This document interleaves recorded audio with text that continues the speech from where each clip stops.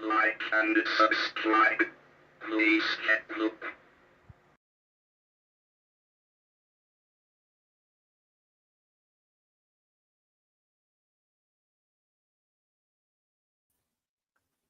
I am he of empty crib and stillborn foal. I am he whose coming the stars hath foretold. I am he with heart forged by blackest coal. I am he who makest whole the glorious goal of Satan's unborn soul.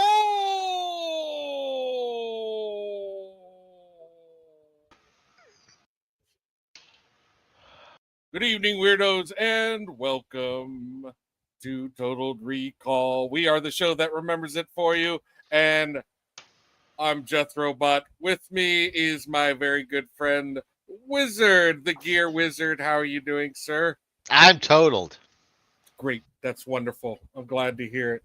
Let's get there. Let's do this thing. Do want to take a moment to mourn the loss today of Val Kilmer and also earlier of Wings Hauser. These are two giants in films and film genres that we love. And, we're going to miss them, and we're not going to be the same without them. Wings Hauser kicked ass. Wings Hauser kicked a lot of ass. And my dog, Tumbleweed, just wants to say hello for a moment. Tumbles! Okay. And so,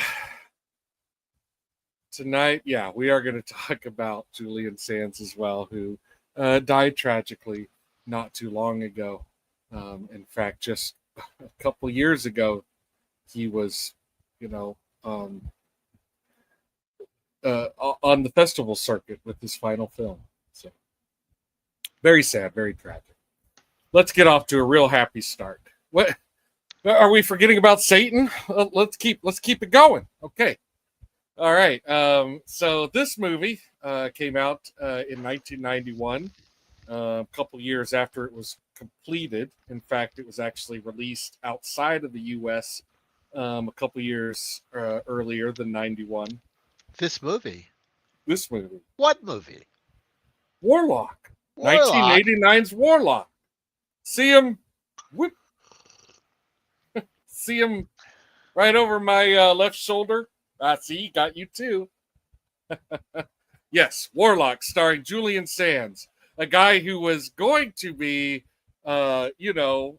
probably in like one prestige film after the other, doing the real Ivory Coast sort of thing.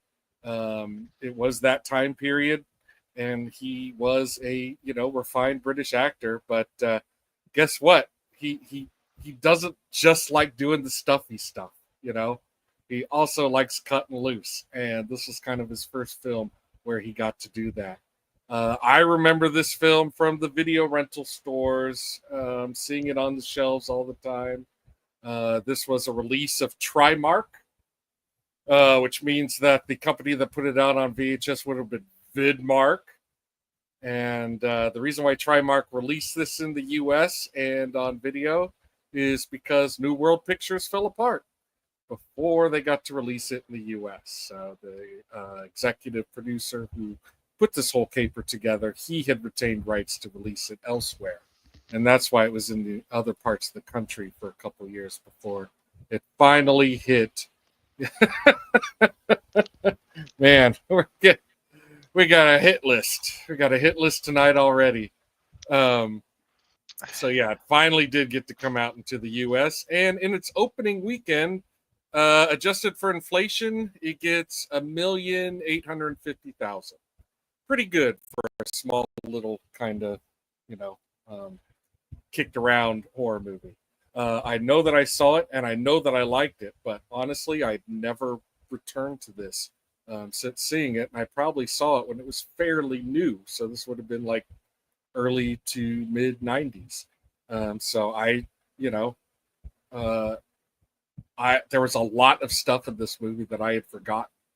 I had completely forgotten about the badass Mary Woronov scene. I forgot that there is an Amish person in this. One Nope. thing I didn't forget was He's not Amish. aren't Mennonites Amish? Isn't Not that how it really. works? No, it's like Amish light. All right. They don't follow all the rules. They Well, just for look one thing, Amish. they start cheesy horror movies. Yes. Um, Never get an Amish So- man doing that. So that's I remembered having a good impression of this movie, but I definitely didn't remember what it was that I found was, you know, so fun about this movie. And I was really surprised. You know, I would have expected to be, you know, kind of funny, maybe inadvertently, the way a lot of slasher films are, the way a lot of like horror films of that era are. I wasn't expecting it to be intentionally funny, and I found that really fun and refreshing. So, Isn't that why Julian Sands finally agreed to do it? Was he realized it was a dark comedy? yes, he did not want to just do a slasher movie, and probably saw Steve Miner's name attached to it, and was like, nah, you know, like I don't want to do a slasher movie. And then it took him a little while to finally read it, and there it was. So, what was your relationship with Warlock like before you research for this show? It's hilarious because I would have sworn I had seen this movie, and I had just assumed I had forgotten a lot of it. Yeah. But I knew I had seen it, so I had never watched it. Yeah. And then we watched it. I was like, I've never seen this fucking thing before in my life. I bet you saw the sequel, right? No, I don't know that I really? just think I assumed I had watched it, so I never did. Just one of those Gotcha. weird ADHD things, I guess. And then I don't want to spoil anything, but I felt bad because I wasted all these years Yeah, not having seen it. it's okay. We're all going to figure out you like the movie. And honestly, it's not very often you don't like the movie. So don't worry about it too much. Well, I like stories, Yes. so I'm not as discerning as some people. Is that I'm a not- bad thing? I'm not giving you a hard time at all. That's why we vote. But I'm just saying, no one's going to be surprised. No shame. Okay, let's bring out the panelists who picked this bad boy. Ladies and gentlemen, all the way from Columbus, Ohio. It's our good friend Gravy. Hello. What is that from? The what? The what now? What is your robot from? I don't know. I found it on in last for the last show for Runaway, and I was Oh. like, man, this avatar's pretty cool. I'm gonna keep it. You gonna keep that? Yeah, heck yeah. Trying to watch the time. Don't want the bad language to start You're rolling fine. out just yet.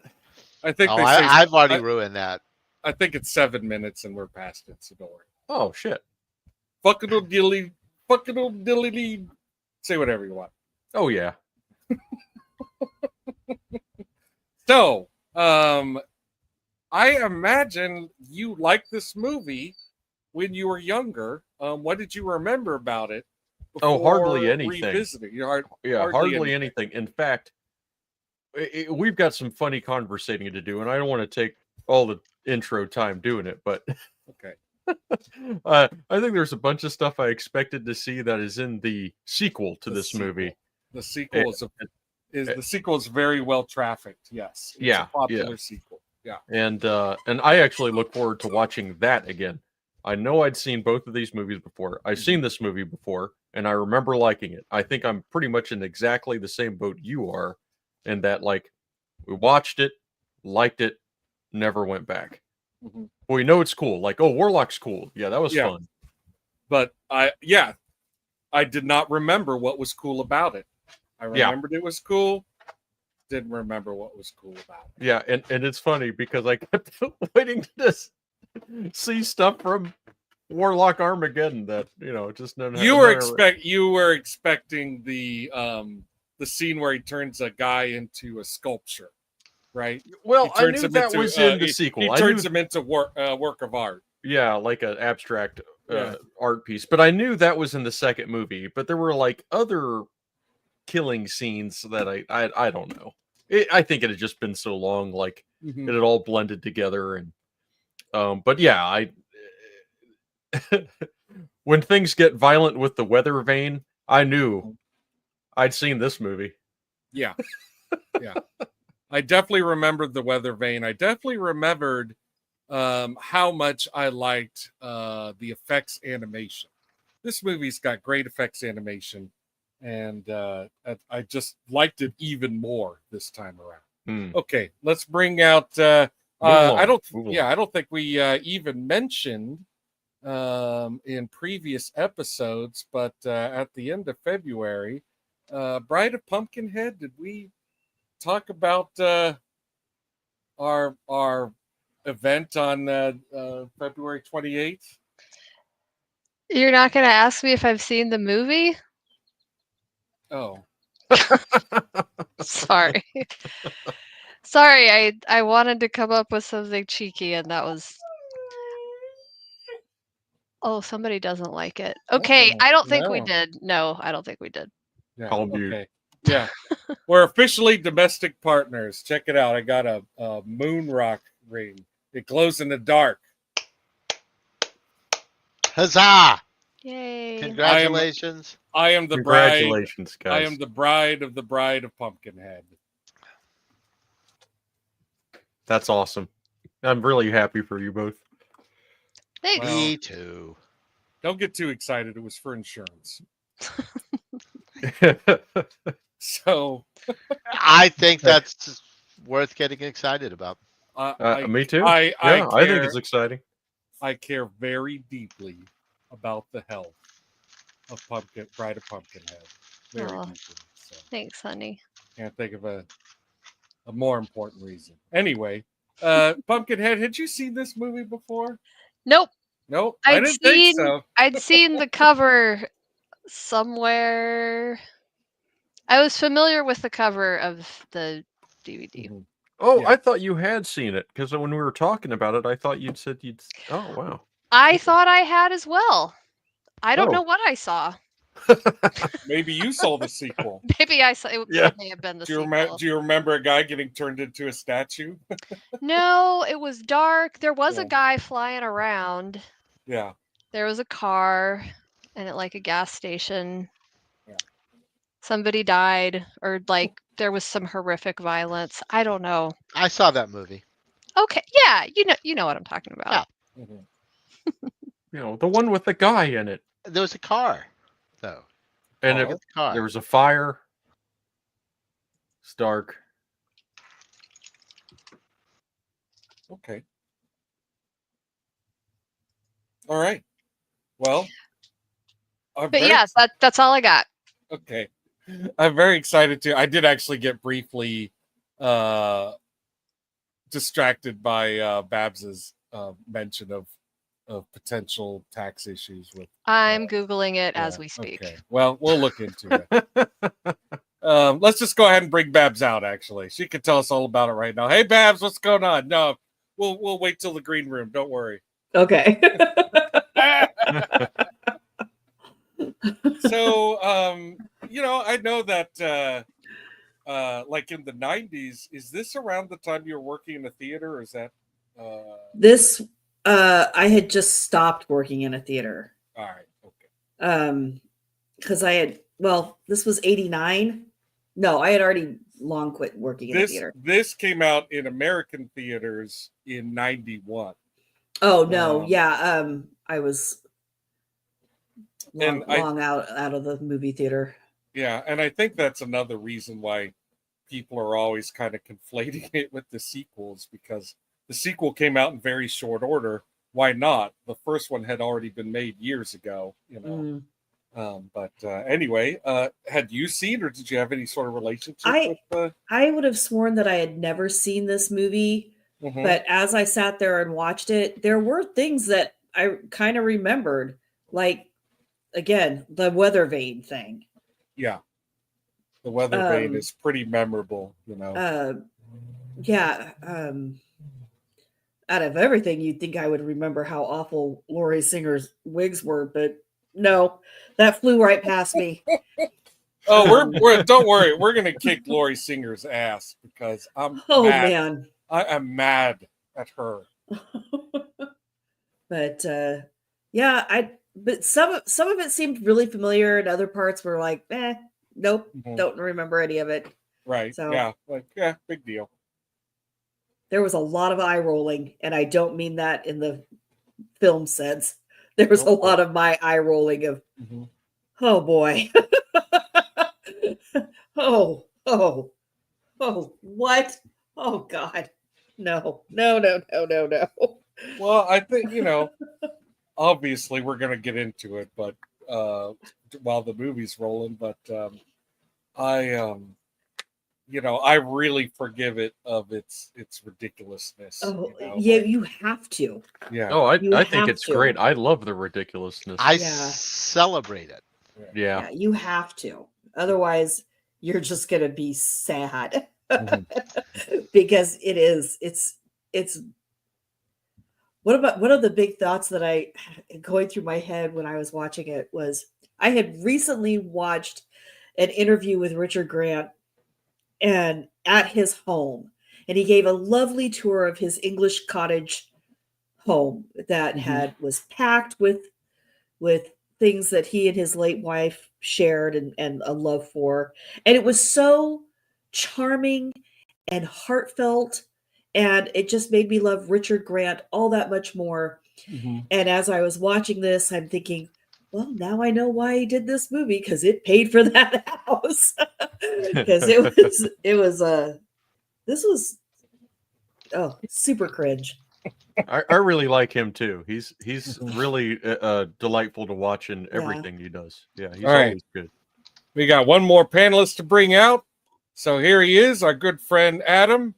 Adam, so good to see you again. It's so good to have you back. Thank you for returning. Very excited and miss talking about movies with you the past. Oh, I'm awake. Hey guys. I hope you heard everything I said. I'm not going to repeat it like ever. I heard you. I even got a little chub over it. That's nice. So, it's nice to be missed. Hello, everyone. Hey, and you sound good, man. Yeah, you don't like a lot of times when people are sick for a little while and then you talk to them. I decided 3 weeks was enough. Yeah, hale and hearty. That's what I'm hearing. Yeah. My throat was a little rough for a while. The cough disappeared quick, but the sinus headaches were unbelievable. So I just couldn't focus on anything, much less sound interesting. But yeah, that's all gone. Did you ever get like a diagnosis or anything, or was it just like No allergies out of control? No, I'm 90% sure it was another round of COVID. We don't even bother testing for it because it's not, it's not such a notorious thing anymore. It was all the same symptoms. All the same symptoms, horrible headaches. Yeah. Like my skin was on fire, like my hair. It was bad. So, but yeah, it's all the same treatment regardless. You gotta cut your alcohol in half. You gotta drink some of that water stuff out of the faucet thingy, and make a lot of soup. So yeah. I don't know. They say it has to come out of this faucet, but that's all. Well, I mean, ours does. And then as soon as you're feeling better, you got to hose water, man. You got to revisit Warlock. Yeah, and lucky now you. Lucky I you. wish I was in bed again. Oh,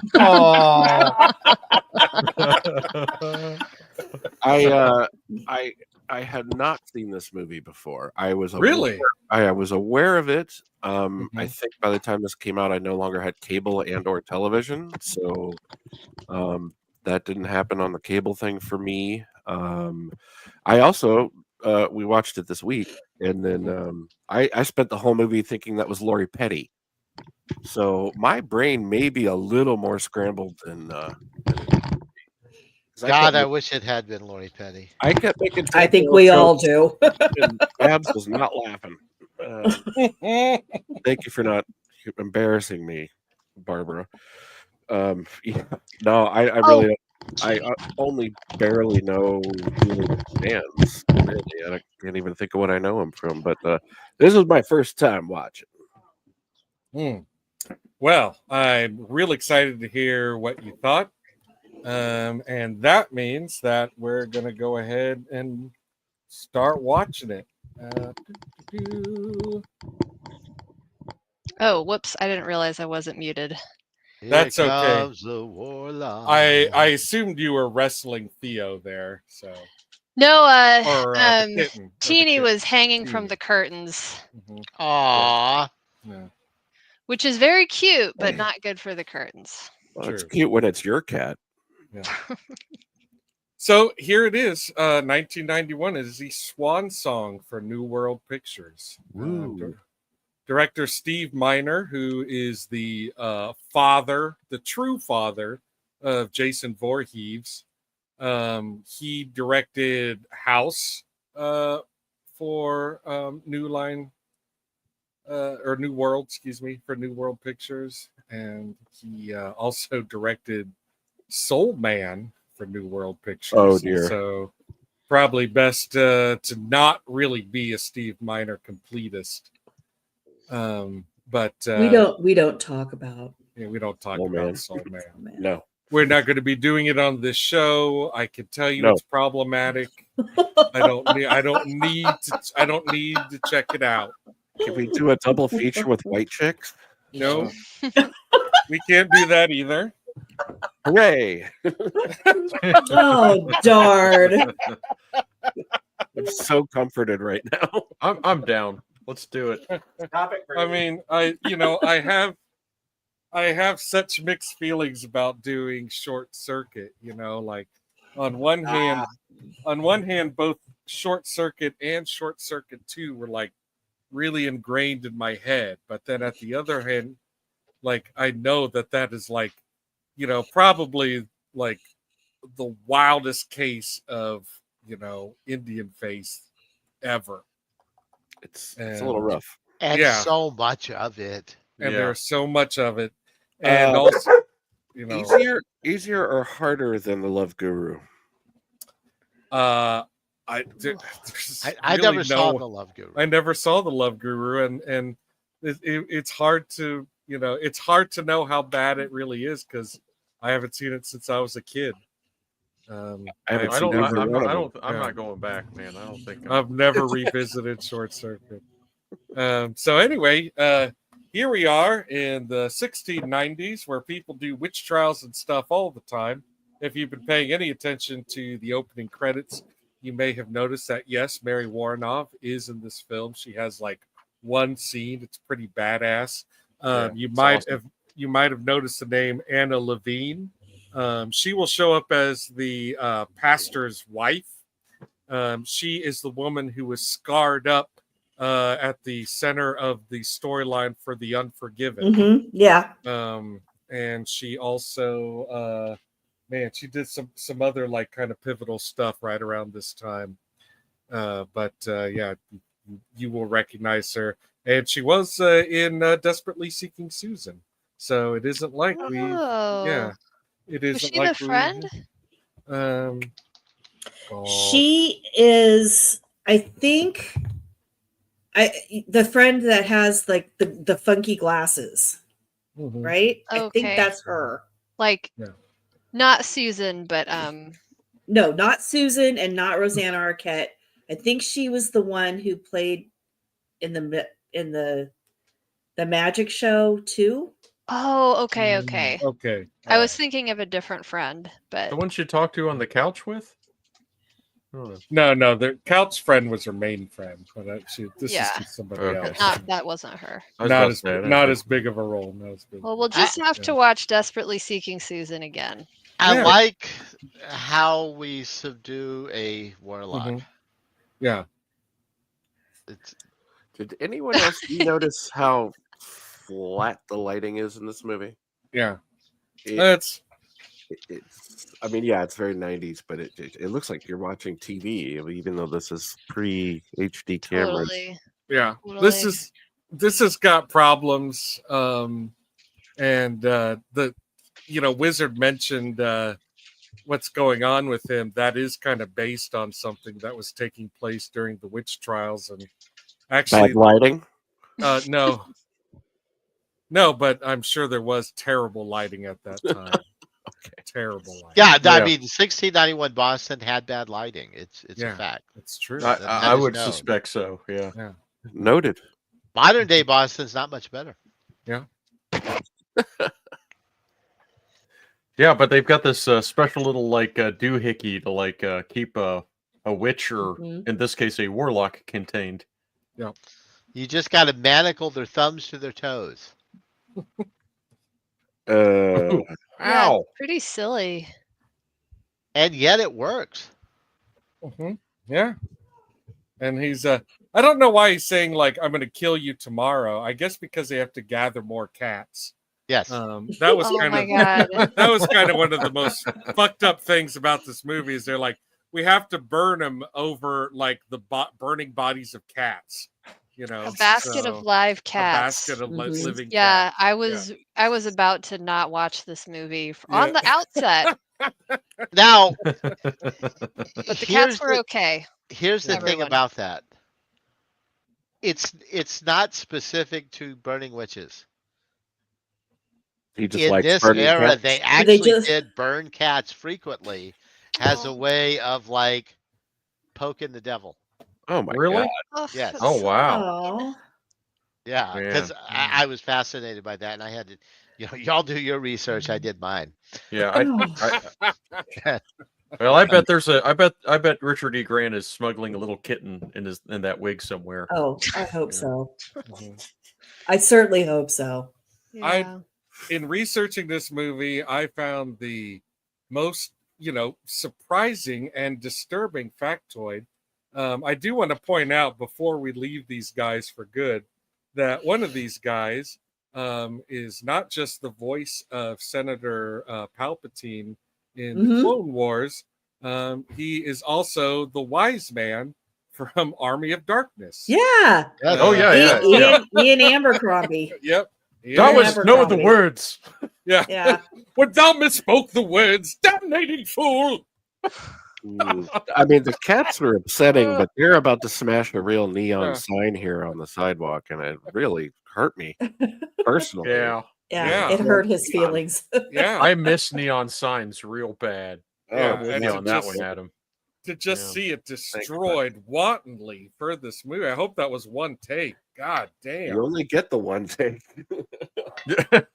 Yeah, that's it. Well, they had a big stack of signs. Right. Yeah, but it's like a $5,000 sign right there. Yeah.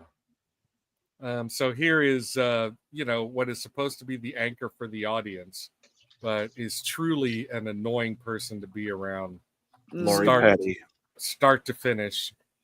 I did not research this actress because I did not like her. So she didn't get any research. I looked at her filmography thinking surely I liked her in something, and The Man with One Red Shoe was the closest I could get. And I don't remember her from that movie. So this wig is also not helping her. Yeah. Oh my God. Yeah, it's not Her helping. wigs were so awful. bad. Yeah. Her brother, on the other hand, Mark Singer was the Beastmaster. That's right. Oh wow, that's awesome. Yeah. All right, now we're talking. Yeah. Now we're talking. And Lori Petty was Tank Girl. Yes, I know. Right. And Lori Singer's Nobody.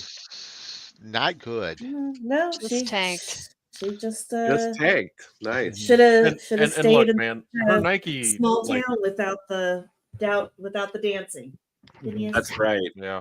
Oh, that's right. And her Nike like athletic pants are really awesome, but nobody sleeps in clothes like that. I said the exact same thing. I said I like her outfit, but nobody sleeps in that. Yep. That's exactly what I said.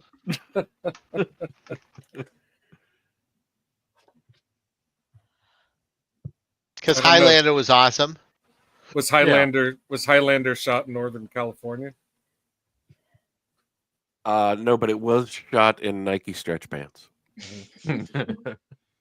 I've watched it in Nike stretch pants. Well, they don't do a whole hell of a lot with this diabetes thing. Like they bring it up a couple times, and then they kind of forget all about it until it becomes convenient for her to have needles in the end. Exactly. Correct. That was Right. this is just to establish that. Oh, look, she has a syringe for a purpose.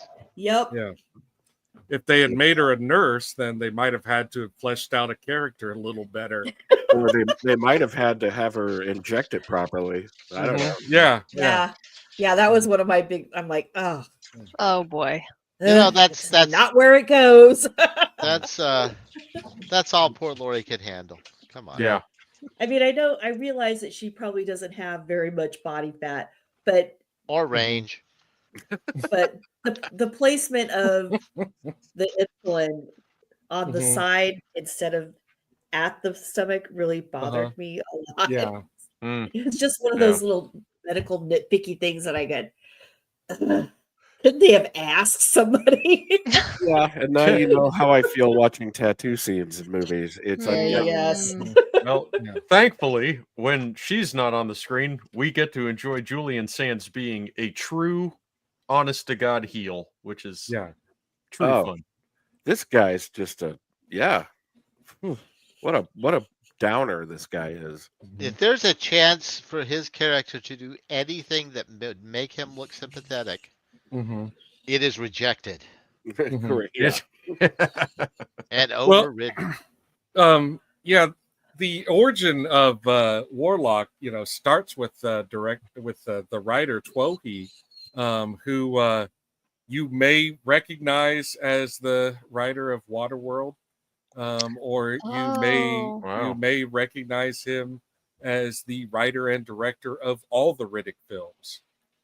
Oh wow! He's the Riddick man.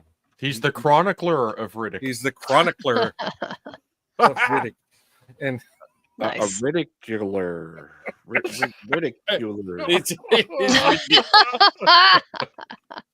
Something in there somewhere. Yeah. Hey, so he just lost a finger.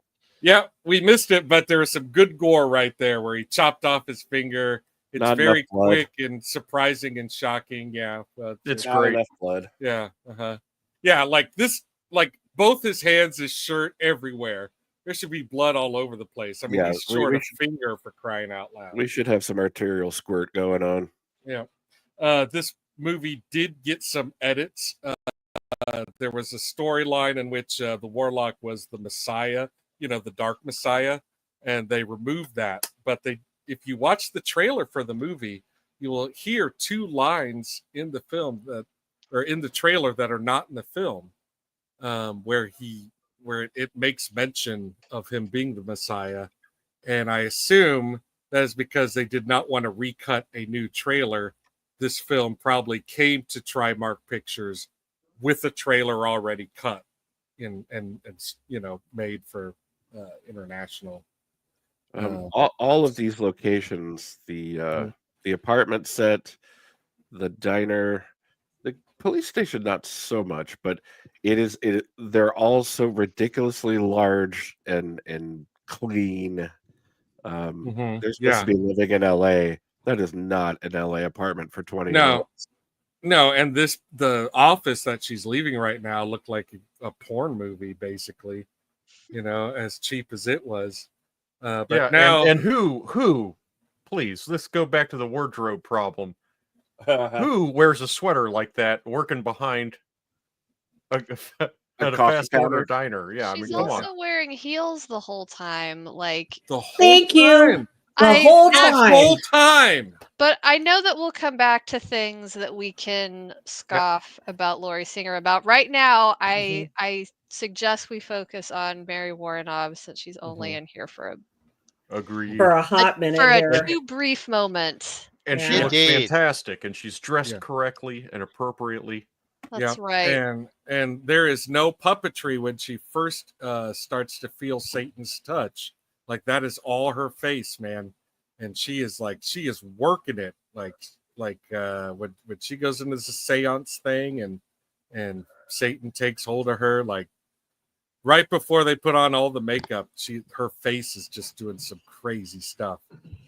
They shot a gorier scene that involved Mary Woronov topless, and they didn't use it because you're right, it didn't test well, and it was too gory, and so some of what you're seeing here are reshoots where this is PG-13, I'm guessing. No, this is rated R. What? But yeah, this is rated R. He ate a kid. But when she takes her top off, Satan's eyeballs appear where her nipples are. And that is how the warlock gets Satan's eyeballs to guide him around the earth. Oh, no way. Yeah, it bothered people, so people suck, man. Yeah, so they just had him cut her eyeballs out and forget about the whole idea of them being manifestations of Satan. No Satan's eyeballs, no eyeball areola, no topless Woronov. Just a missed opportunity, if you ask me. It does explain take my eyes, though. Mm-hmm. Yeah. No, all in all, there's a lot of lines that fits. Like he refers to, "You shall be my begotten son." Yeah, which makes sense with the Messiah storyline that they drop. Yes. Yeah, like this was an expensive shoot. They hired, independent makeup artists for Satan's makeup, which the stills don't do it justice. The makeup that is on Woronov looks fantastic. And she, just works it very, very well, Look at all these. Look at this. It's a makeup that the actor can use to act with. And that's the definition of a winning makeup is when the actor can act in the makeup, and make it do things. And that's exactly what's going on here. Yeah. So and we take the eyes.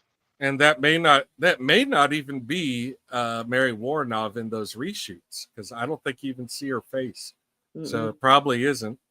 They just had Julian Sands do some not so gory, not so totally fucking awesome reshoots that did not involve nipple eyeballs. Man, I do like in that scene though. We didn't talk about it, and you couldn't tell in the slides, but like she's faking the seance at first. Yes, and he calls her out on it. Yeah, and it's funny. Yeah, because there's a lot of I am the real. Yeah. Because this is a black comedy, and it really succeeds at that in a lot of ways. So yeah, I think it's a black comedy. It's purposefully a B movie. I don't think anybody was like really thinking that they were gonna. How did they let Lori Singer back into an active crime scene? Because the script said so. There is so much stupid shit in this. Like, oh yeah. Like that is not how things work. Nope. When Trohe, when Trohe originally started working on this script, and he was bringing it to the executive producer that eventually wound up shepherding it to creation. He had, wanted Satan's son to be like a relatively nice guy, very polite, very accommodating, and some of that's does still come through in the final product. And that's probably where the decision to have Julian Sands play the Warlock, because they didn't know at first which lead was going to play which role. They had their leads, but they were, considering doing it the other way around.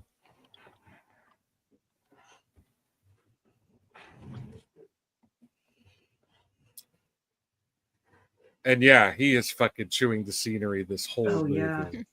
Yeah, man. But in a good way, like you want. Oh yeah. Yeah. Richard E. Grant knows how to get those eyes wide, man. I don't know how he's got some extra muscles like on the lid retraction. I don't know, but it's actually just cocaine.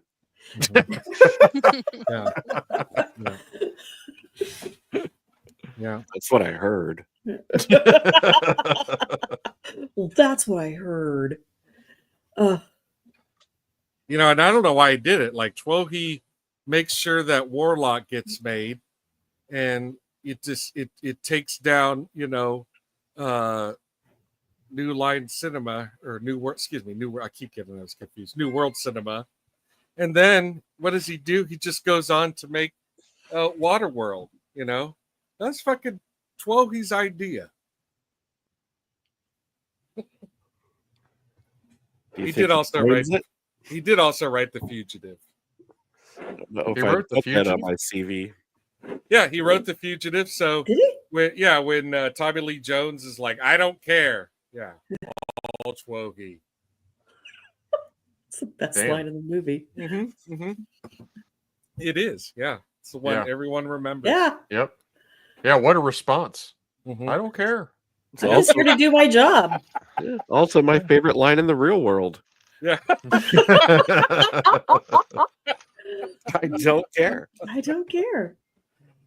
Okay, so we are learning now that this witch hunter character who has traveled forward in time to chase the Warlock has all kinds of gadgets to help him find the Warlock, and one of them is this compass where you put some of the Warlock's blood in the thing, and it'll point you there and tell you how close he is, and seems very inconvenient in a world that has skyscrapers and freeways and all kinds of just I don't know, but it's the best you got though. Yep. Go east. Just keep going east. Go east, young man. Mm-hmm. This theme drags a little. Yeah. Not Richard E. Grant and not Richard E.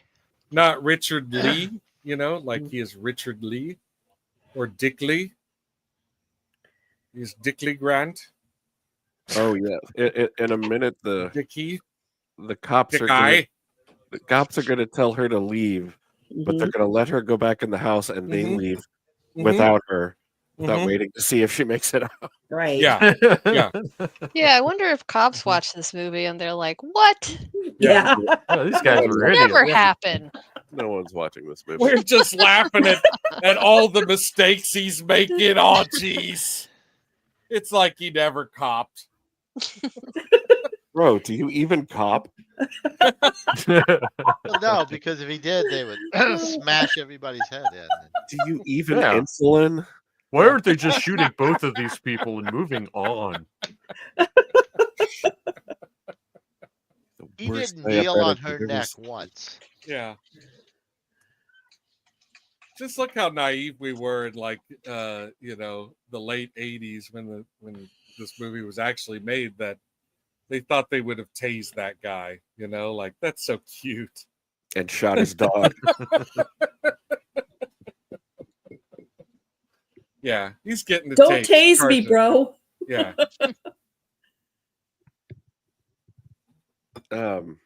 Yeah, the pile of crap that she starts putting in the car, I guess it's supposed to be funny. It just kind of... Yeah, all of her clothes are insanely impractical. Yeah, and just like, oh, I need this tape player and this thermos and the dog. Oh, maybe not the dog. Like, it's just... And that's all I need. and it goes on for a while, all just so the cops can be like, "Well, we're bored. Let's." And we're out. Yeah. Oh, gotta go. Yeah. Winchell's is opening up, so Yeah. I gotta run. Yeah. Oh, man. And then here comes the Warlock. I should have brought some donuts to the show today. You really should have. Yeah. Sorry, guys. Next time. Whatever. I don't care. God, I miss donuts. All right, so another like totally lazy, outrageous thing this movie does. It's established that the Warlock needs to find the 3 different parts of the Satanic Bible scattered throughout the world. Fortunately, Scattered throughout this apartment. Fortunately, one of them's right here. Yeah, I hate it. That's lucky. That's lucky. Yeah. But they did at least establish that this guy collected antiques. Well, yeah. Oh, did they? Yes. Yeah, the Yeah, house his whole is house covered is in covered that. in them.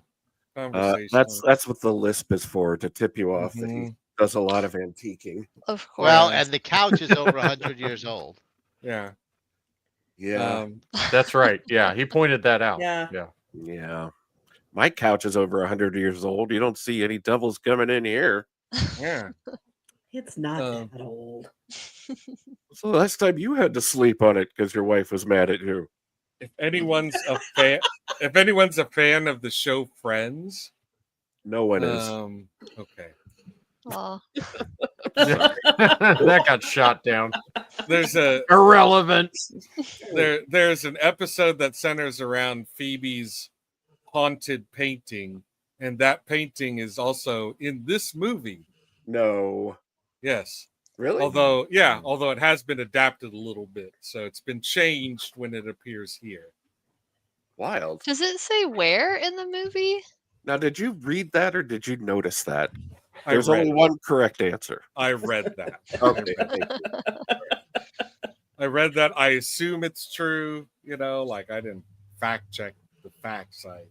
I'll be there for you. Yep.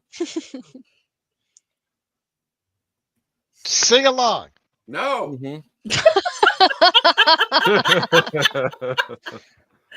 Moving on.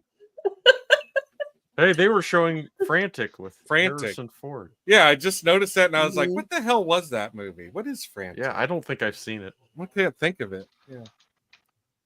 What is she driving? Is that a Corvair? It's a Corvair. Yeah.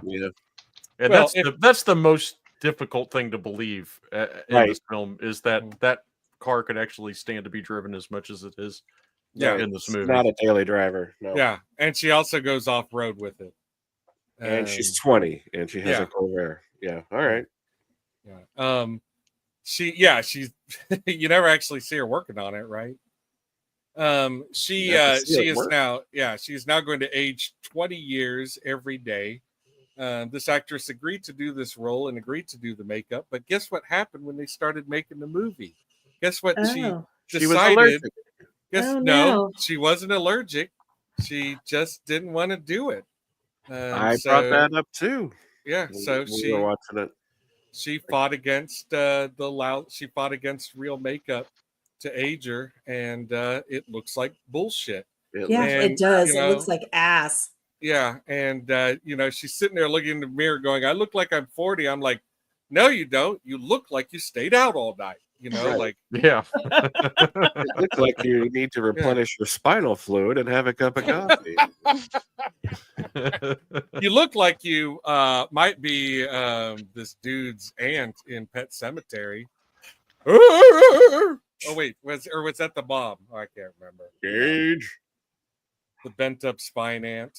The creepy bent up. Yeah, she's not 40. It's right. Like, she doesn't look 40 something. She looks anemic. She's not like 40. The wigs are bad. The makeup's bad. She looks tired. She looks like she has kids.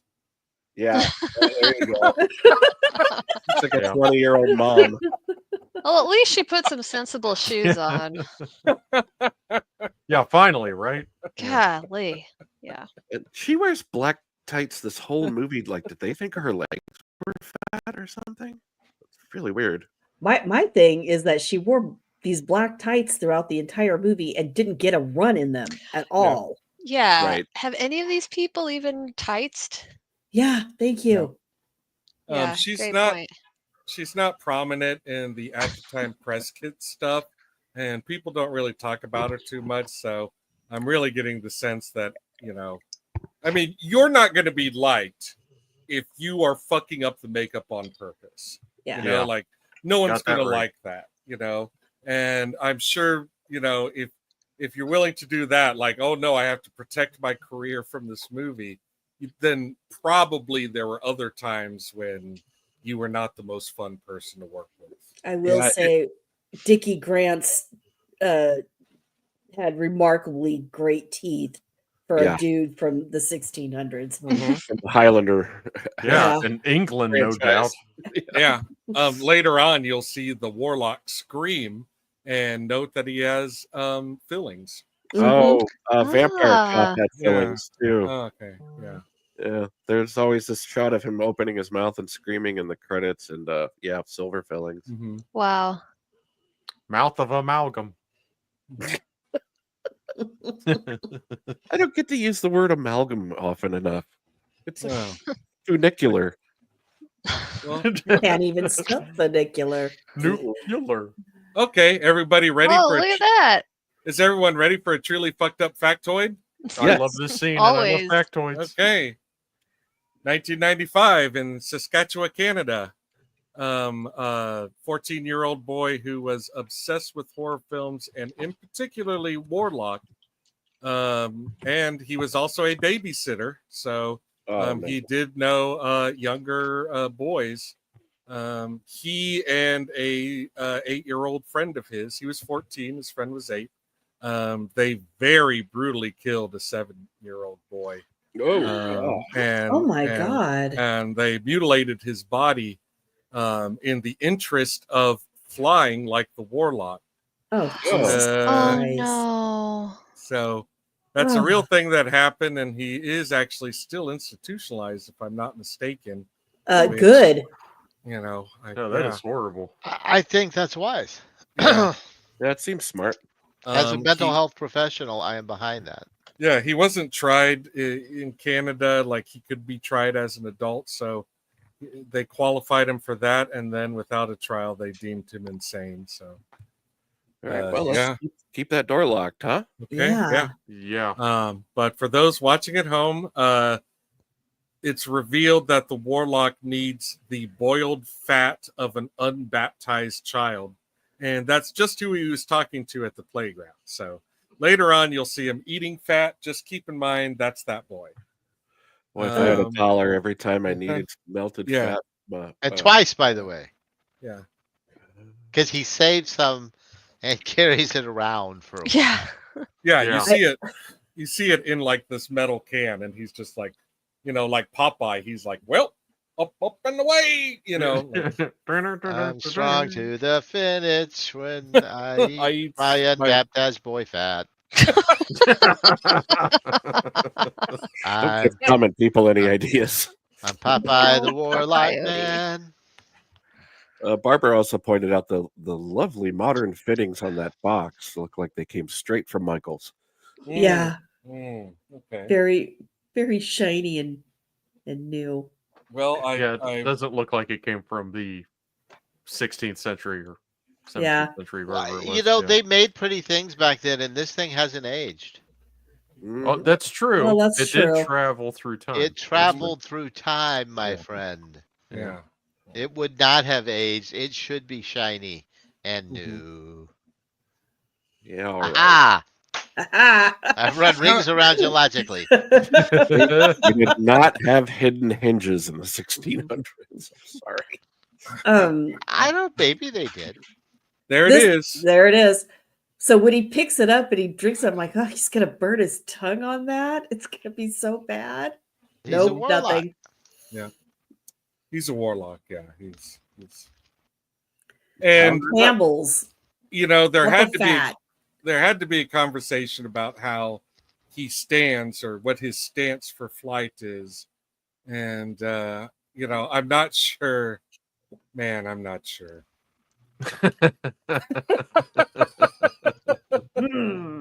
I guess it's just a tough question to answer, really, if you think about it. How are you going to have Satan's right hand man flying through the air? I don't know. Poorly. Oh, no, I'm thinking of Julian Sands flying later. Yeah. No, that's what I'm talking about. Yeah, Julian Sands, his like little flight thing. I'm just not sure, but I also don't know what I would do instead. It's hilarious. I loved it. Yeah, I thought it was funny. I did. That was so good. Anything else they had done wouldn't have looked believable anyway. Right. Yeah. With the technology they had, the money they had to spend on it. So fuck yeah. Yeah. More like fuck it. Give me that, and it was awesome. I laughed. It's a comedy. That's what I wanted. They are trying to get those dark laughs, and I'm with you on that one, Wizard. Make me laugh. And also, let's talk about how that coat. It's a lot better than this. Yeah. I bet he smells like $50. And when we get to the end, there's going to be some fantastic special effects and practical effects, and it really breaks your heart how they probably had some pretty cool and neat looking stuff planned for her. Just looking at like how Satan came out looking, she was probably going to look better. I don't understand how she got away with that. Right. Just bring any other girl in. Get Lori Petty in here. Jesus Christ. She'll do it. Yeah. Like Lori Petty had clout. Like what? Are you?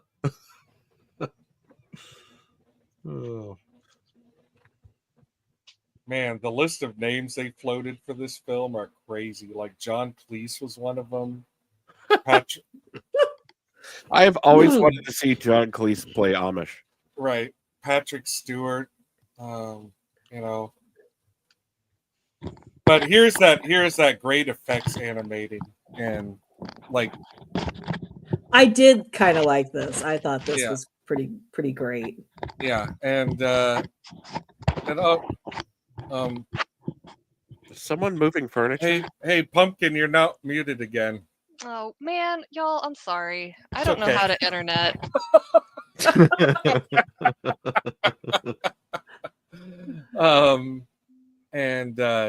It's great animation. You did not, it's the 90s now, so it's the 90s. Effects animation is not going to be a thing that you really see for much longer.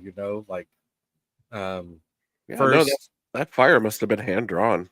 Yeah, first to go would be you drawing on film, and then goes the film. That's just how it goes. But here you see it, and this is a later example, and it just looks absolutely incredible. I find it to be a much more satisfying special effect than what a CGI version would look like.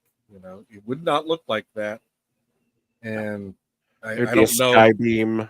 I don't know if it can. I'm not sure that it can. So I know I soapbox about it all the time. So get used to it. Yeah. Practical effects. Real blood. Possible. Real blood. Real squibs. Every time. Real latex. Yeah. And real fire. An artist's rendition of fire, not a computer rendering of it. Right, and if it can't be real, draw it like that, because that was magical. Yeah, and for the love of God, to be magical. By the way, if this guy was Amish, he would not live with his kid, who has clearly rejected path. See, this wouldn't be happening. But a Mennonite, it's fair. Mennonite, that's totally okay. Yeah, totally. He's not happy about it. Yeah. Ah, gotcha. Okay, I didn't know that. No, Mennonites embrace a lot more technology. Mhm. They integrate into society. They practice the I Ching. If you look at the little mirror on the wall there, They make some pretty interesting porn. Oh God. What? I- I'm just reading about it. Is that true? Is this a digression? This is I am not aware of, but You'll have to look it up yourself. You're gonna Google Mennonite porn. I didn't Goddamn. put Mennonites in this movie. I'm not to blame. Although this movie looks like it was shot by a porn production team. Everything is so flat. It's Who are these Whoa! people? Man, good sweater though. I know what you mean, Adam. That wasn't that type of production quality wasn't very uncommon though in the late 80s and early 90s. Yeah, it's not all orange and teal. Yeah. Oh yeah, it could be worse. I really liked the white pentagram on the red barn. It I does like that too. It's a nice touch. But the interiors all just look fake as shit. Yeah, everything is just broad lit like a Hallmark movie. His name's slipping my mind, but our Mennonite friend is also a frequent background actor. He does look familiar. Yeah, and I do like him in this. I think he's one of the better parts of this film, honestly. Yeah. I liked him too. Yeah. Oh, absolutely. I mean, you can't really talk about history of special effects without talking specifically about that movie and broadly. It's a masterpiece. And Harryhausen. Broadly about Harryhausen. When it comes to stop motion animation, there are few even close to Harryhausen. But I do love talking about what Tippett did with stop motion animation just before computers stopped people from using stop motion. But he broke some barriers that had always been there for stop motion animation, and it's really a shame that we didn't get to use it more. No, often. he was the successor. Yeah, and absolutely took it to new places. Yeah, it didn't just do stop motion animation. Actually, Phil Tippett has done a wide range of stuff. Much more thing, and also he, very begrudgingly switched over to computers. And then proceeded to have a remarkable career with a studio that primarily did computer work. But, probably as what you would want, there was always practical elements. I always just call it the T2 way, Mm-hmm. Yeah. I would call it the Jurassic Park way, but I feel like there's too much in Jurassic You Park. can't fight the river. I mean, he realized the writing was on the wall, so better to embrace it than to be a miserable old broke guy. Yeah. And if it's going to be done, do it well. Right. That's right. And there are ways to use it. There are better ways than others to utilize the technology that's available, and there's always new ground that can be broken with it. Yeah. Now here's by the way how we know that this is from the Grand Grimoire. He tears it in half, and the truth is this Bible cannot be destroyed. The papers come back together. It's a pretty nice effect. Did we not get it? Okay, we did not get a still from it, unfortunately, but it looks great. Yep. And so they discover that the Warlock has already been there. He's taken all the pages except one. He doesn't, for whatever reason, completely think that through. But his road trip buddy is like, "Yeah, why would he leave just one page?"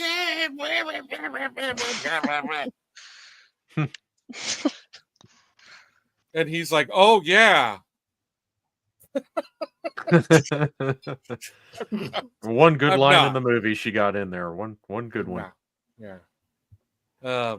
Yeah, she has pennies in her mouth to protect her from. She has pennies in her mouth because she likes the taste. That girl's a glue eater.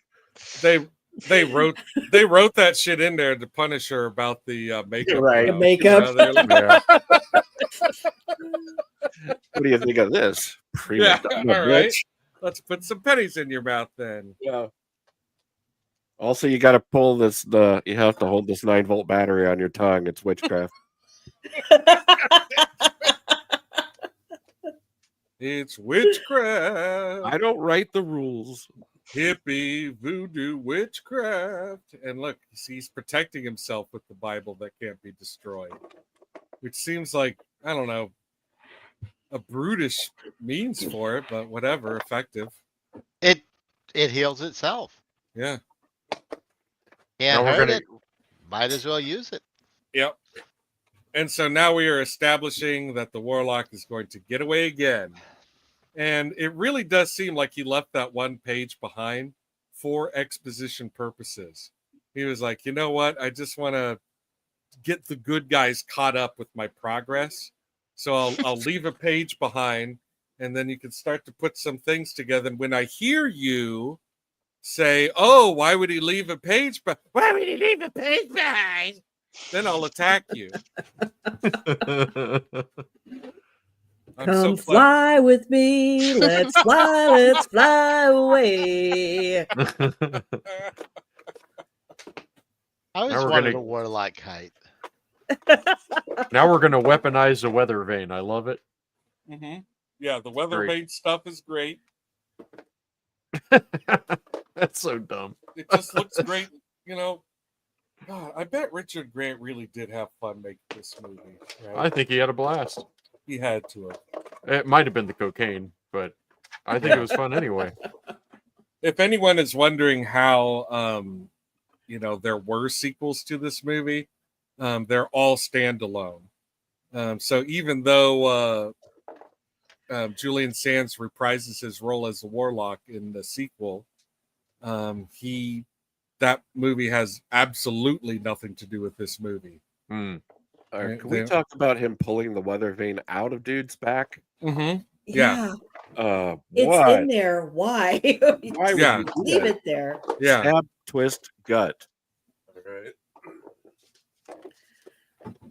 Yeah, it was a hell of a shot. Because we don't have a basket of living cats. Yeah. Well, hold my beer. Hang on. I'll be right back. I was going to say, nothing. A Mennonite farm might be able to whip up a basket of cats right quickly. Yeah. No. Leave the cats alone. They've been through enough.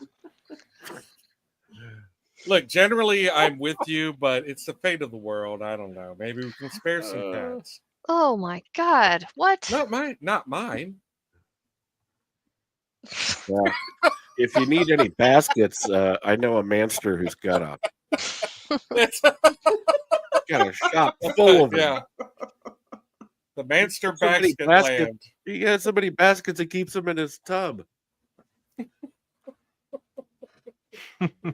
Manster House of Baskets. How may I help you?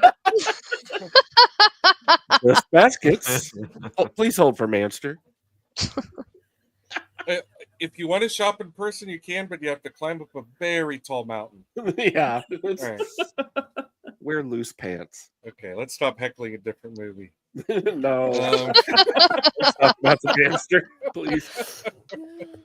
So yeah, they almost got the toes and thumbs thing on him, but they failed to. And he tells her that if she finds his footprints, she can hammer a nail in the footprint, and it'll upset him. And then we got these two guys. It does upset him, actually. Yeah. They got these two guys who are like, "Can we help you?" And she's like, "No, thank you." And it's like, are you sure? Like, you're just gonna let that lady wander around the train yard? Seems like a little bit like a liability, perhaps. I don't know if you noticed. I mean, she's like 60. She has she's got pennies in her mouth. Yeah. Listen, honey, I'm gonna need you to go pound sand. I'm on it. She can. She's got a hammer. So I'm not clear. I mean, and believe me, I was paying attention to this movie. I'm not clear on how he stops the nail torture thing from working on him. He pulls a board against his feet here, and it stops.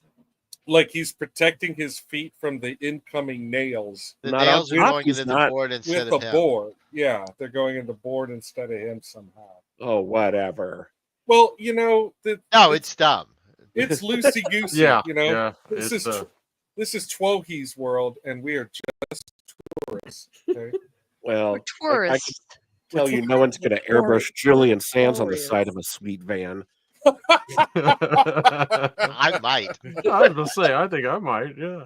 I mean, I'll be honest with you. If I had a sweet van, I would want to airbrush Waterworld all over it. Like it would, like people in Austin would be like, "There goes the Waterworld van again." I had vans for like 10 years, and I could not believe I never airbrushed anything on them. Yeah. I came really close with our last van. I came that's real another close. thing that's kind of gone away. Like instead of airbrushing, you could just get those graphic wrap stickers. The wraps, Yeah, they do look really good. And they come off easy when you want to take them off. So there's that. Yeah. Well, you can get those. I'm going to get airbrush. She falls. She doesn't once get a run in the tights. It's what are these tights made out of? Titanium. It's devilry. Oh, you know what? I'm gonna get a wrap of a guy airbrushing the side of my van. That's what I'm getting. That'd be awesome. So if you're watching at home, getting the bracelet back reverses the spell that's Correct. making her age. Yeah, Right. so He has a personal item of hers. Not she's anymore. happy about that, and like he just kind of whips up this weird key thing where he's like, touch the keys for a while, your eyes will come back. You could trust me. I fight witches. Key jangling. Yeah, and you know He's not a baby. yeah, and the guys. Sparkly. I know that laying in bed is boring, but I made you a mobile, so Right. Some enrichment. Okay. Now, see, I do have questions here because it's like, at what point, when you're fighting magic with magic, do you yourself become a magician? Right. Exactly. Tally not. Tally not. Terry not? Is that what he says? Terry not. Terry not. Yeah. Fire up this carriage. A pretty clean, smooth shave too for 400 years. And she's like, "Fuck you! I'm going home." Wig. I do not understand why her hair went back to normal. You know, like her hair was growing. It unaged. Oh, so it went back in. So it went back into her head. It went back into her head. Oh, it's like one of those She's Cindy the Chrissy dolls. Yeah, Chrissy doll. Pull the Yeah, thing so and the hair gets short again. You're gonna get what? You're gonna get one of those brain worms that way. Yeah, She's got a lot of empty space up there. It's an irony. You lose your hair when you get younger. I'm still kind of mad about the makeup thing. Like, if I was the makeup artist on this I movie, would be I'd so pissed. Yeah. Who the hell are you? Yeah, exactly. Twill reverse. He is telling her what happens if she doesn't help him by driving the car. She got analog de-aging. You know, yeah. And I'm like, you know, you really can just not be in the movie anymore. And I kind of do want to see him drive a car, you know, like let's just make that movie instead. But no, he insists. Oh, and he's like, I'll not let him harm you. That's not a convincing sell, bub. Your track record, not great. But here we are with some off-road excitement. I also, not that it matters, but I don't buy her just walking off either. Like, that's just silly. No, she's got the insulin needles. You got to keep her in the movie. She is, you know, she is painfully narcissistic, you know, the entire film. Yeah. So that's like the payoff for her narcissism is you know, that she finally does something that isn't just for herself. But I mean, I think the audience deserves a raise. Yeah, like these payoffs are not no, it's a shitty payoff. Damn, didn't this make me nostalgic? Yeah. Yeah, when flying was fun. Yeah. Oh man, you could carry weather vanes and smoke. Yeah. And just The walk plane's in. got a spiral staircase. Just walk right in. Yeah. Walk right up to the plane. I wonder when the last time those Pan Am planes like were in operation, because like, you know, the movies loved them, you know. Pan Am was till late 80s, early 90s. Yeah, but did no one else use those type of passenger planes? The ones that had like the you know, like the second floor, you know, kind of big deck thing or whatever. They were around for a while. Yeah. It's just they had to get more efficient planes. They you know, made all the seats half as wide and you know, use less fuel and stuff like that. Yeah, the 747 is not a cost efficient aircraft to fly. That's why they went. Plane. Yeah, and we don't get nice things anymore. Nope. If you want leg space, you got to pay for that shit. Right. When did you say this movie came out in the States? 91. Okay, because I just Googled Pan Am. They were dissolved in 1991. Because of this film. Because of this film. I think we all can blame it now. What's the curse of the warlock? Another guy with a weather vane, honey. Come on, let's go. We're not doing this. Get a refund. Bus. No. Greyhound is much more civilized than this. Yeah. Oh. Greyhound. Giver. Yeah. Now, back when you could smoke in public places, the Greyhound was like a fucking, you know, temporary coffin. A rolling ashtray. Like, yeah. I like it. It was like, do you want to know what it feels like to be dead for a while? Get on this Go bus. Greyhound. Yeah, go Greyhound. The last time I actually rode a Greyhound was an overnight, and the latch on the bathroom door was busted. So the door just slammed the entire trip. Oh my god. In the middle of the night, and there was like fluid leaking out of the bathroom door down the aisle. Oh, disgusting. Oh, it was bad. Wow, that would have been the last time I got on a Greyhound too. Yeah, it was.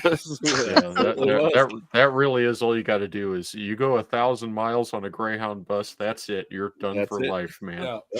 I'll walk. Thank you. Yeah.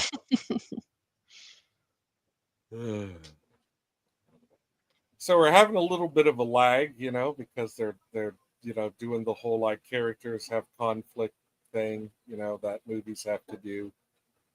And it just seems like so.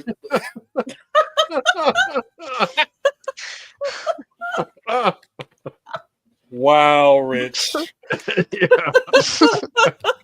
Wow, that's rich. I'll grant you that. So, no one liked that. Okay. What was I talking about before he just completely? I think we were watching a movie. Yeah. Okay.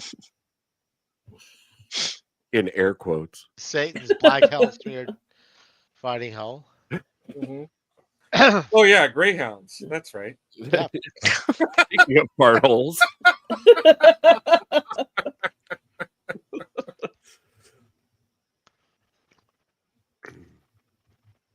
Well, anyway, there it is, the spiral staircase that you never see anymore. But it was a thing, and movies love to show it. Like back when that was a thing, I never really saw them as much as like you know, movies act like you would see it. They act like you would see it all the time, you know. Well, this is a set. Yeah. Oh yeah, because you know they can you know it's a set because they can like pass each other and right. You know?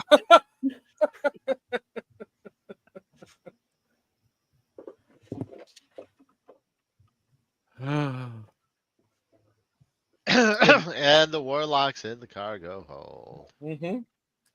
He is you know, playing with people's luggage or whatever.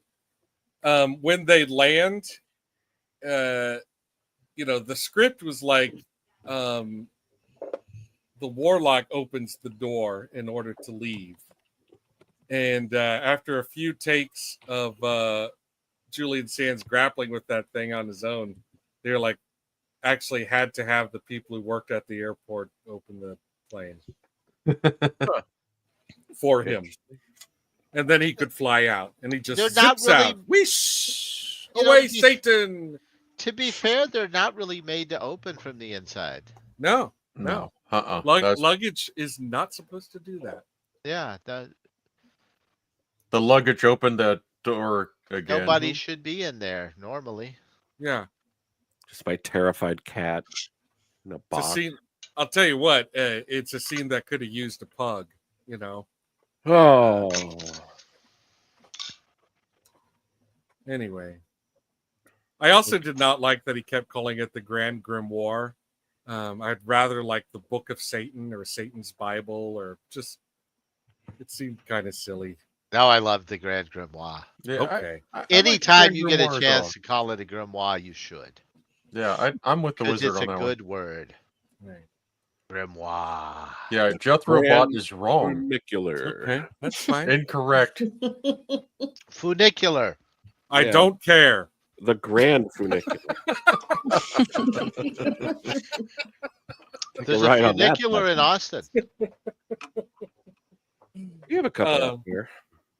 This is another character actor who is in like every TV show ever. He is in Twin Peaks at one point in his career. Oh, he is? Yeah. He's in some other notable shows. I mean, he's in everything. He's in everything, yeah. And anytime he is in a movie, his character does not really have a name. And here he is pastor. So he doesn't have a name here either. Even though he probably has more lines than Woronov, you know? Yeah.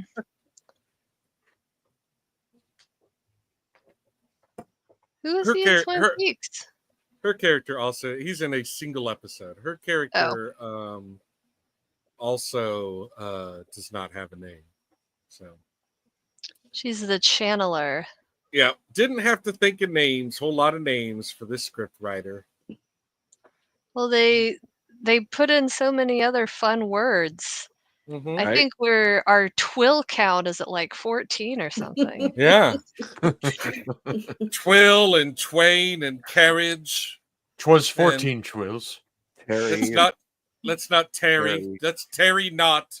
Oh my gosh, let's tarry not. The line that just went by, never can no witch set foot on hallowed ground. Got to say it with like an Ebonics accent, though. Never can no witch. Oh, and there she is. Yeah. She is the. I'm not going there, dude. Silky. Yeah. Silky from Unforgiven. The person who's at the center of the entire story. Yeah. And let's just put it out there, especially in light of, Gene Hackman's passing. If anybody out there in internet world has not seen Unforgiven, well, you're unforgiven. Yeah, you need to watch to remedy that. You should see that. Yeah. Julian Sands will come to your house. And spoil your milk. Yeah. Toilet starts bubbling. Put it in the DVD player. Milk spoiling son of a bitch. He's got a bottle of nap time in one hand and a Blu-ray in the other. This movie is prescient. Sit down. This movie is prescient. That Warlock is RFK Jr. He's like, I spoiled all your milk. Well, all right, well, that failed. All right, okay. No biggie. And she's pretty great in this too, like she just has this moment where the Warlock reveals that he knows that she's pregnant. And that's really because the big pregnant belly that they had in that scene where she's standing at the window didn't give it away. Oh, well, I missed that. She totally looks pregnant in that. No, he reveals that she's having twins. Oh, okay.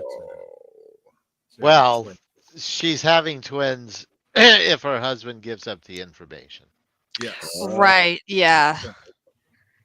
Bit of a dark Yeah. turn there. Yeah. Yeah, that's, I mean, you know, like I like a good action horror comedy that uses abortion as blackmail, you know. It's fun. Yeah, it's lighthearted. Yeah. That's what the weather vane's for. Oh. Oh my God. Oh, sorry. Sorry, children. Oh. There goes our PG-13 rating. No. Yeah. Oh, that was long gone. It's spoiled milk. That was the milk's gone bad.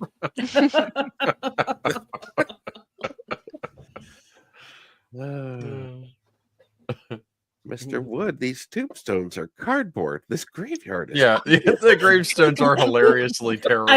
Yes, love it. I I think was it's like, on purpose. Yeah. I was like, oh my God, they do have fallen tombstones that just fall over. Mhm. Yeah. God.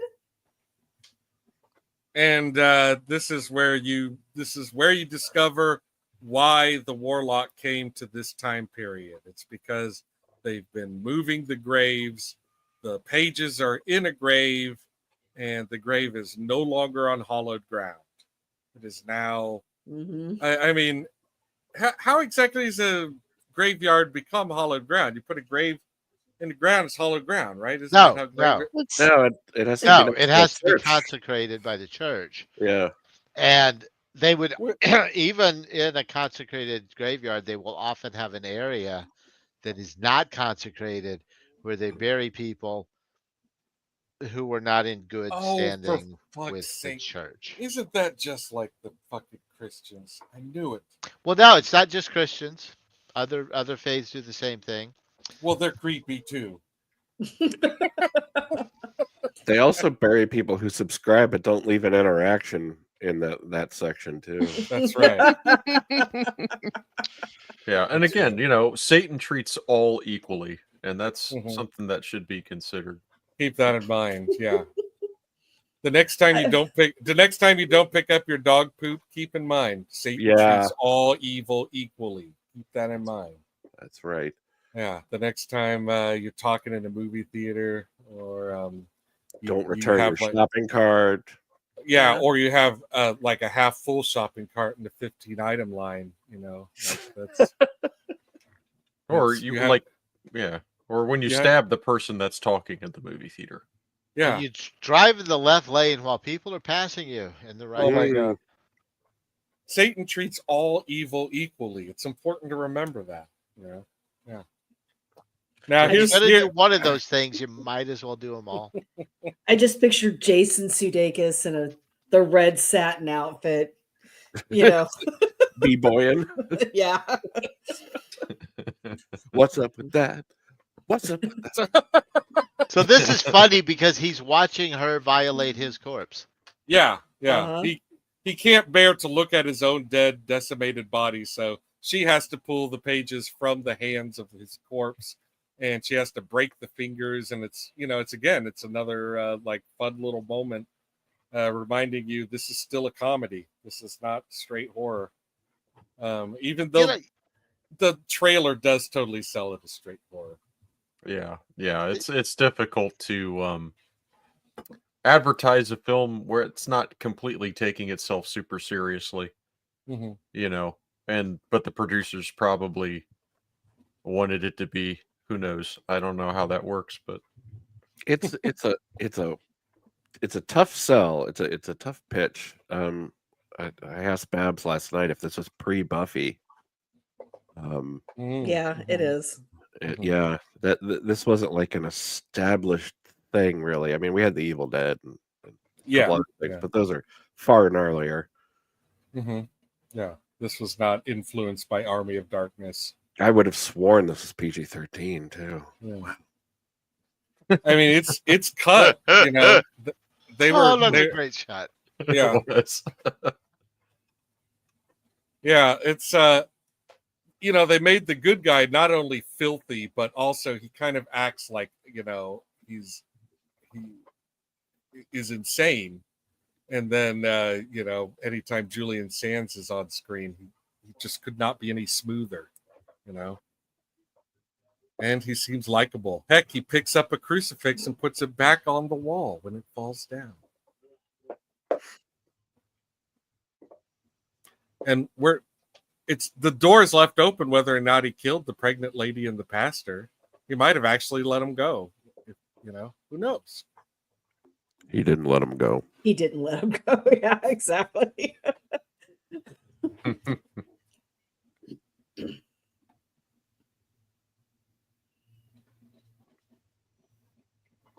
But as goofy as this movie is, the sequel is goofier. I will take your word on it. No, I'll definitely be watching Warlock the Armageddon for sure. Yeah. And then Warlock 3 does not have Julian Sands in it. I don't know if anybody champions that movie. Hey, so did we figure out, I'm thinking that the trailer that was on your videotape of Dead Alive was actually for Warlock the Armageddon, not You're right. That's correct. Yeah, because it definitely had the kills from the second movie in it. Yeah.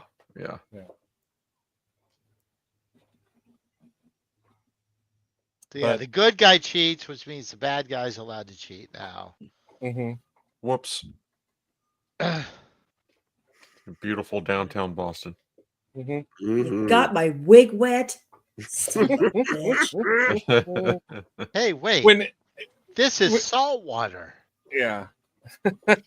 Yeah. Very bad for glass. I mean, maybe she just found the syringes in there. Yeah, I mean that certainly would. It's very, very plausible, frankly. And so now he's put the pages of the Bible together with the help of some more animation.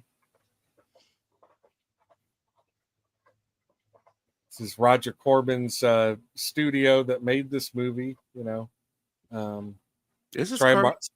Yeah, Trimark only. Yeah, that's what New World Cinema was, and this is Jello. All right. Yeah. So this was Roger Corman's production company, and they made the movie completely. They just couldn't release it, which is a real drag. But she's got to say the name of the god. Mm-hmm. The name of God backwards. Yeah. Stab with the salt water. Dog? That's right.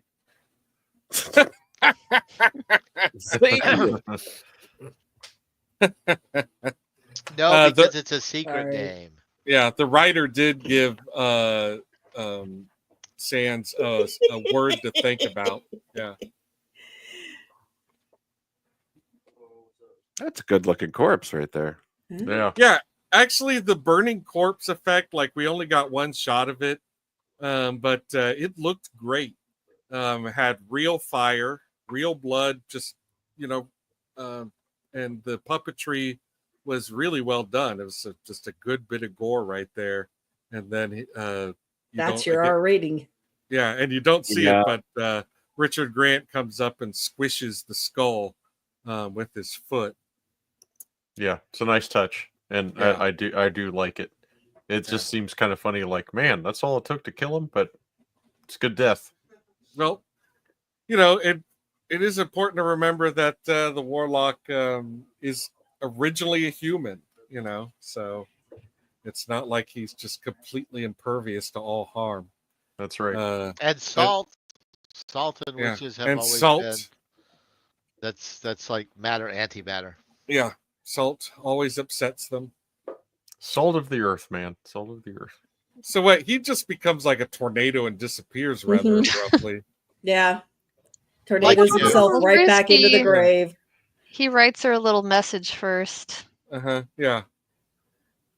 He makes sure they put that on there when he goes back in time so he can die and be that corpse. I actually don't. And now she has the Bible. And what does she do with it? She buries it in salt. Shallowly in salt. I mean, I would have done hallowed ground. Get there, though. Yeah. That's the thing. Well, but hallowed ground, we learned, can change. this won't. It will be salt for a long I'm just saying time. that's a pretty shallow grave that she's buried in. Yeah, I mean, would it not be within a warlock's capacity to fly out there, like eat some like kid fat juice, fly out there, do a little spell to brush the salt away, and like levitate the book up? I feel like you already know they can turn into little tornadoes. I'm It's just yeah, risky. yeah. You know what? Maybe you could just like totally fuck up your hands by sticking them in there. You know. Oh look, there's Frank Capra III as assistant director. You think when he was on set the whole time he was like, you know, my grandpa. You know, my grandpa. Yes, we know, Frank. We know. We know, Frank. Everybody knows. Everybody knows. Listen, we're missing some donuts from the craft service table. I'm going to need you to run down to 7-Eleven, Frank. Frank. Hey man, this is 1990. What does it take to get a bagel in here? I don't know, Frank. Why don't you go find out? Would it kill you to check some morning? Jeez. Yeah. Yow. Yeah, That was my favorite thing in the subtitles. That yow. Yow just stays on forever. Yow stays for the last line hangs in there. Those are the only words to this song. Mm-hmm. Jamie Oliver. And like we've got to get some 80s, 90s vernacular going. It's James Brown. Nothing wrong. Yow. Yow. Jamie Oliver. Alone from night to night to find you. What? Hey, the song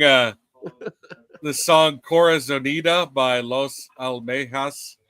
You cannot find it anywhere. You can't find it. Apparently. Really? Yeah. Oh wow. Interesting. Yeah. What you're hearing in the movie is apparently the only version of Brian May from Queen. Did you see Brian May? Oh, sure. Yeah, it was under the special thanks list. Huh. How about that? That's perhaps Julian Sands called him up and was like, "How do you think a warlock would fly?" Like this. Diddly, diddly, diddly, diddly. Warlock flying on a rock. Brian, but yeah. Dispatch Warlock and Ajax to bring back Odin's money. Okay. So my favorite story I've heard about this. Brian Blessed and Brian May live They're neighbors across a canyon basically from each other. Yeah. And Brian May said that frequently Brian Blessed will walk out on his patio and just scream at the top of his lungs, "Gordon's alive!"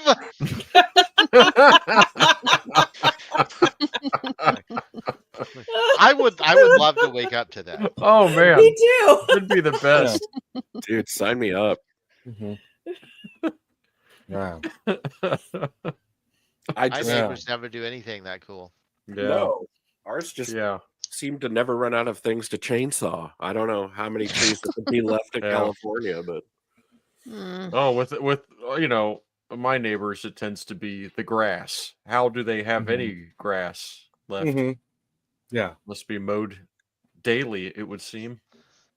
Ooh. But you know, if I went out in my front yard and said "flying blind on a rocket cycle," like nobody would have any. They would just think I was crazy. I love the idea of like a sleepy Brian Blessed in a flowery robe and a cup of coffee. I know. I know. It's beautiful to me. Dive. Oh, so we're done. Yeah, that's it. That was the movie. Yeah, it's not very long. No, yeah, it's real fun. Like I mentioned, Steve Miner is the real father of Jason Voorhees. No disrespect to Sean F. Cunningham, who, you know, wrote and directed the first Friday the 13th. But Steve Miner did, you know, do production and assistant stuff on that movie, and he was the director of 2 and 3, which established first like the stalking, hulking presence that is Jason, and then in 3 he gets the hockey mask. So he's Miner really is who guided that whole thing. Yeah, people forget that he doesn't get the hockey mask until part 3. Yeah, I always forget that too. Yeah. So he really is. He really is Jason's papa. And also, like, I love House. The person who directed the sequel to this movie, Anthony Hickox, is a sequel extraordinaire that includes Hellraiser 3, if I'm not mistaken. Yikes. So yeah, he's another kind of unheralded hero of horror, not unlike Steve Miner. So anyway, this movie was brought to us by Gravy. Gravy had fond memories of it, not like very vague, just knew he liked it, didn't know why. So we'll start with him. Oh yeah, so this was definitely a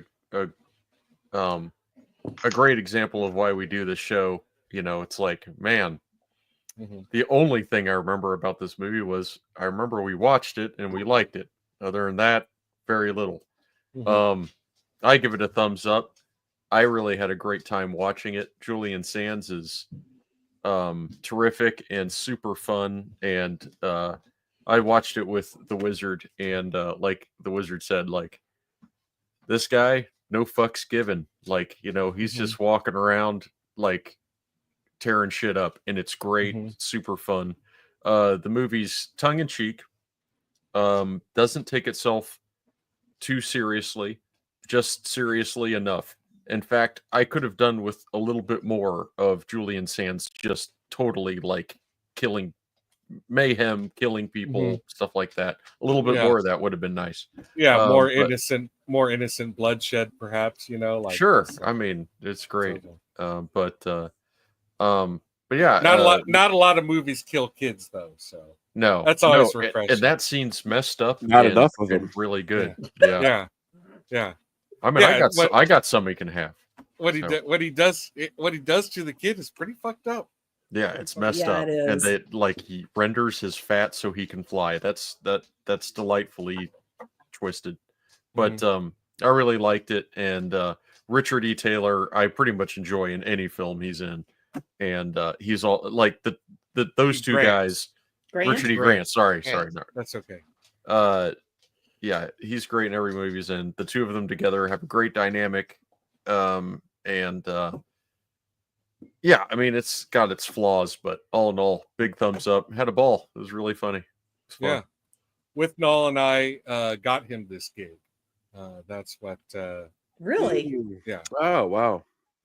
That's what they saw, and they were like, we want that guy. They really went through a lot of British actors who already lived in America, so they're like, man, we're gonna have to go to England to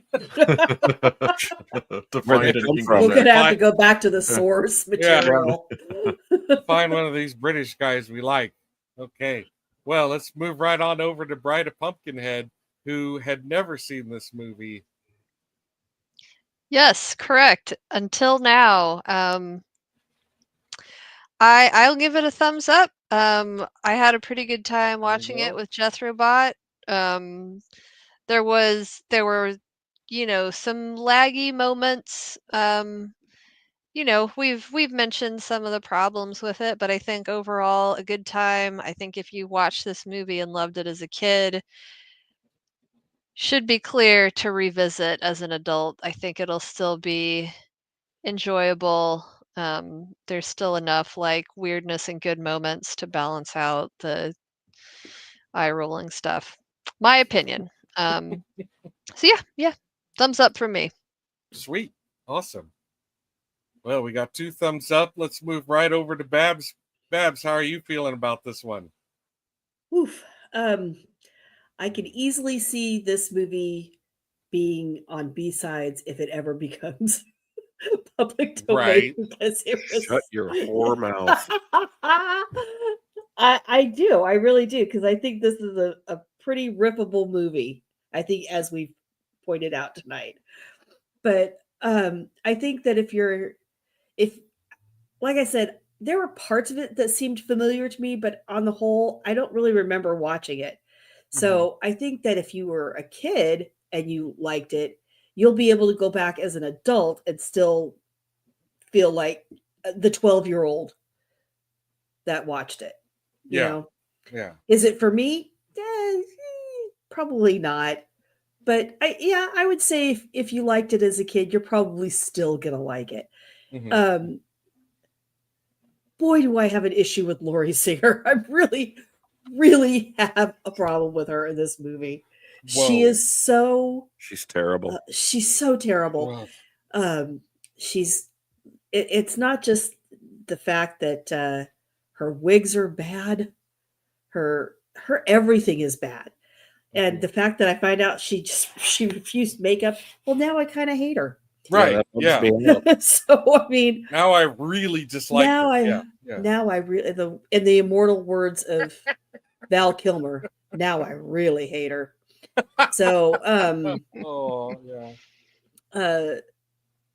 yeah, I think it'll be an iffy thumbs up, but it's a thumbs up. If you liked it as a kid, you're probably still gonna like this movie. Yeah. Cool. But boy, this was this was not for me, man. I was not its target audience. Yeah, well, in 1989 or 91 or whenever this came out, I was not their target audience at that point in my life. Yeah, I mean, I really do kind of see it as still a product of the 80s because it was shot in 88, you know. Yeah, it's definitely 80s. And it just is really of that 80s genre that's like it's gory, but it's also for adolescent boys, you know. Yeah, like very much so. It's not actually for adults, even though no one under 17 will be admitted, you know. Like, right. Also, no one under 17 wants to watch this. You know? This weekend's ultimate double feature: fried green tomatoes and Warlock. God, which one do you show first? Oh, no, is that fried green tomatoes is PG-13. They took the lesbian stuff out. But those green tomatoes were fried in real child fat. So that's why Danny Fly can fly. Yeah, that's what they call them, fried green tomatoes. Whoa. Oh, Ouch. Oh, wow. Okay. I think I smell some bad milk. I think you forgot to mute yourself again. Child fat gives you wings. Yeah.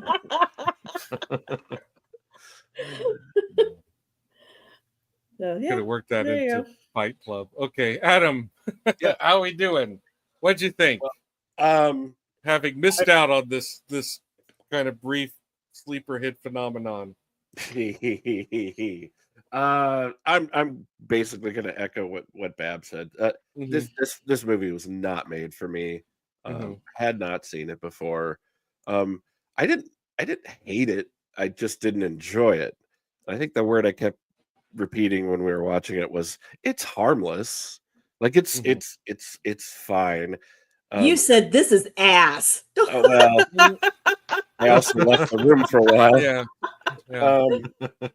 It's not for me. It's just not. Like I like the first Elm Streets. Like I can get into comedic horror. It just felt like it wasn't funny enough and it wasn't horror enough to me. It just bingo. Yeah, that's fair. Yeah. And the writing's not great. The two male leads are great. Laurie Singer needs to fuck off. She's so distracting. I wasn't crazy about the art direction and the lighting in this at all. I thought the wardrobe was miserable, especially hers. And I realized that they did it in 89 or whatever. And that's sort of a clueless wardrobe person's idea of what 20-year-olds wear in the late 80s, but it's not.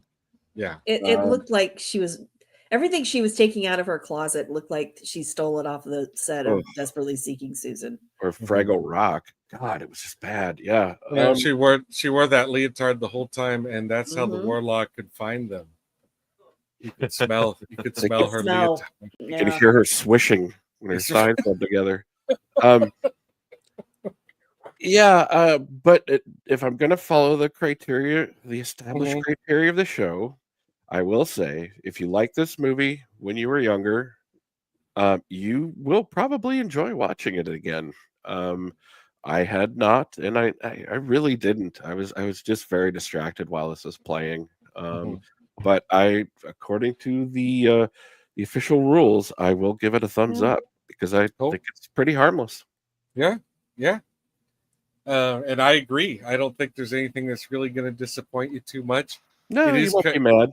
Yeah. It is kind of weird that at one point in time she's like, "There's a difference between being gay and being queer." It's that was that was odd. Yeah, it's like having lived through this time period. I'm still at a loss to explain that comment, but I would like some. I think at this time I already had queer on my resume, and I don't know what she was talking about. But it does, you're right. It is absolutely harmless, and I actually had a gleeful good time watching this. It's goofy fun. It totally insults your intelligence. Like the way that the plot moves, like obviously someone's first script. Like come on. Ooh. It has that weird fire feeling. Like I'm sorry to interrupt, but it's okay. Yeah, that weird sort of off feeling, like when people who are too old try to do like teen stuff. Like, how do you do, fellow warlocks? Like, it's just there's something very weird about it, but sorry, go ahead. Oh no! All I was going to add is that there are many times when it's really popping. And when it is a lot of fun. Julian Sands is so much fun to watch as a gleeful, villain. And, he even said himself, after, really working hard on like, what was it? The Remains of the Day or something. Room with a View. He was like, after just working really hard, in these like location shots, and like going to something that instead is like on a larger and goofier scale, more Hollywood scale, is just like refreshing and, like fun. And I think that really sells. And I also think Richard E. Grant was, maybe trying to get the next gig. Like he was working really, really hard, and he is also very fun to watch.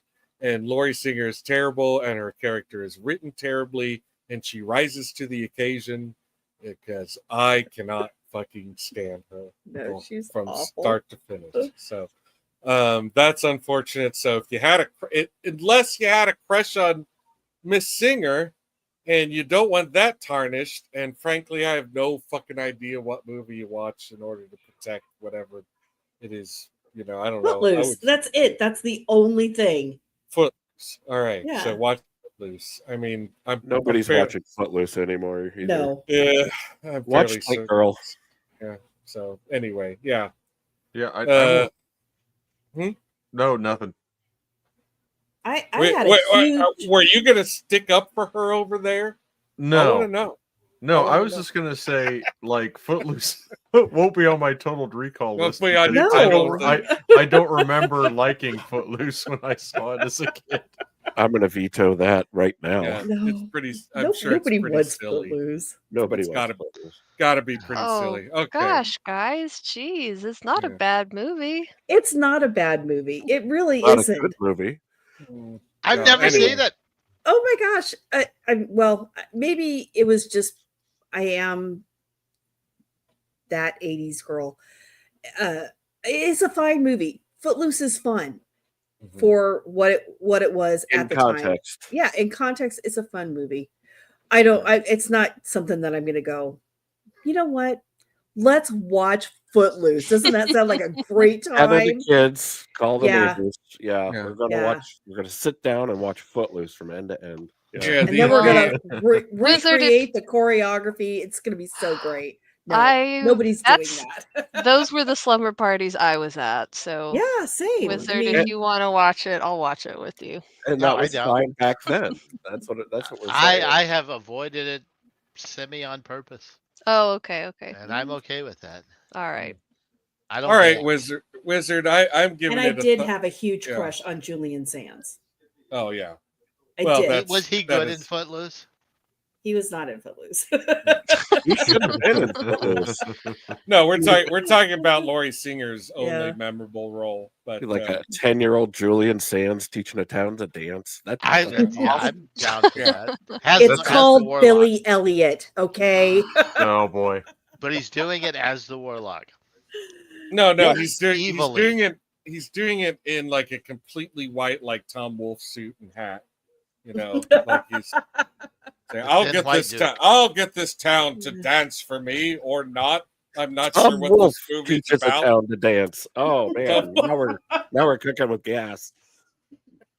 Okay. Well, it works. I mean, Anyway. the reason the town doesn't dance is because it's, a religious thing. So when the warlock comes to town and, That's it's the fucking music, man, it's great. It works. It works. And we're all gonna dance when the Warlock comes to town. When the Warlock comes to town. When the Warlock comes to town. We're all gonna dance when the Warlock comes to town. I think it's amazing we got back to Warlock from that. And it was a digression, then it came back to the circle is completed. Warlock the musical, it's happening. Tom Wolfe is back. He's collecting names and taking pinkies.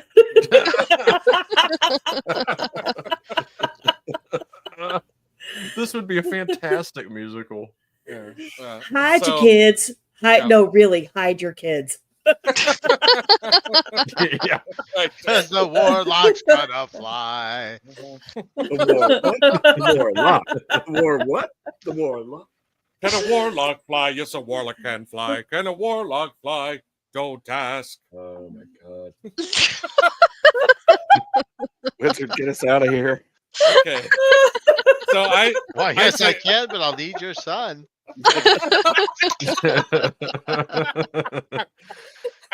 None of my boys have been baptized, so I've got a small stockpile. Make sure to bring the unbaptized one. They better watch this movie. Well, anyway, yeah, I mean, I'm a thumbs up all the way. If you've never seen this movie, please check it out because I think it's a hoot. And if you love this movie as a kid, then yeah, you're good to go. And I believe Babs Cat agrees with me. Nope, that's Newt. She also gives it a thumb up, a hope hat up. Okay. Well, she came over as soon as you started talking. She must have been like, "Yes, I agree with him." Yeah. Anyway, sorry. For one, say, take us home. You saw this kid, you loved it. Oh my god, are you still gonna love it? Mm-hmm. If you have not seen this before, do you like fun? If you like fun, you should watch this movie. Have you got any? Because it was fun. It's silly. It's got issues. Mm-hmm. It's not the best movie you've ever watched, but it's fun. I will watch it again. No question. Outstanding. Totaled. Yay! Yep. All the way. Completely totaled. Yeah. Way to go, Warlock. Oh, and this was also Gravy's... Eraserhead gives it a maybe. Strong maybe. It gives it a maybe. Well, that's not a no. You're never gonna get on the panel with that attitude. You got to have an attitude like mine. Yeah. It's ass. You have to have. I hate you people for watching this. You have to have a attitude. Well, I believe attitude is everything, so I brought mine this Wednesday and every Wednesday. Yeah, we've missed the attitude. It's good to have it back. Mm-hmm. Yeah, we're just too nice. Yeah, well, Babs would be happy to give it to you for a while. Or wish a loner. So let's see. This was Gravy's pick, and what was the one before that? It was. I feel like we're getting. That was the used robots. cars. Used cars. That was me. No, it was Runaway. Oh, Runaway Yeah. was you. Yeah. All right. Yeah, Runaway was Jethro-bot. Used Cars was the Wizard. We had Soap Dish. Yeah, we had Soap Dish, which was Babs. Bugsy Malone. It is truly Bride of Pumpkinhead's turn, correct? Oh, the big your last movie, right, was it Death Becomes Her? Yeah, it sure was. Yeah. So that was a good one too. I believe we've come around full circle here. We get to do all right. Let's see. Pumpkinhead. Are you gonna give us a choice, or do you just have one in mind that you got? Yeah, I'm gonna give you a choice. Yeah. There are. I want to do a return to one that came up earlier, and then I'll do another one. So we like those. Yeah. Making a second pass is Parenthood. Okay, yeah. Yeah. That one really tugged at us, as I recall. Yes. And then another movie I saw a lot as a kid that it was probably a little bit too old for me. Maybe some stuff was over my head, but I watched it over and over. I loved it. Was Priscilla, Queen of the Desert. Oh yeah. Oh, interesting. I like Priscilla, that. Queen of the Desert. Okay. Oh gosh. Well, every time you say Parenthood, I'm like, yeah, I'm down. And then it's the next one, and then I'm like, yes, that's the one. That's the one. Sorry, Steve. Yeah. Well, I'll keep bringing it. I'll keep bringing it up. Yeah, because I really can't go either way. I feel like I'm more inclined to say Parenthood because I have a closer relationship with that. That was one of those movies that was like family time movies, so I've certainly seen it more than once.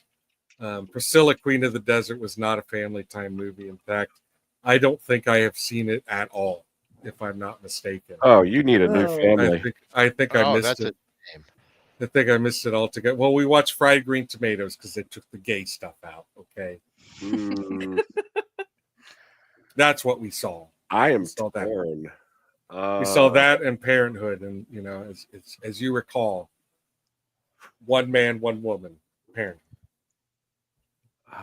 Yeah, for a recall, like Parenthood would be the choice because that was the one we watched. I actually remember it fairly well. I'm sure it's good for some laughs. But yeah, I've never seen Priscilla, Queen of the Desert. So what? You've never seen? I don't believe so. No, I don't. This is a Glass family thing. Oh, okay. I'm gonna have to lean to Parenthood because I seriously don't know that I'm going to enjoy it. I think I will.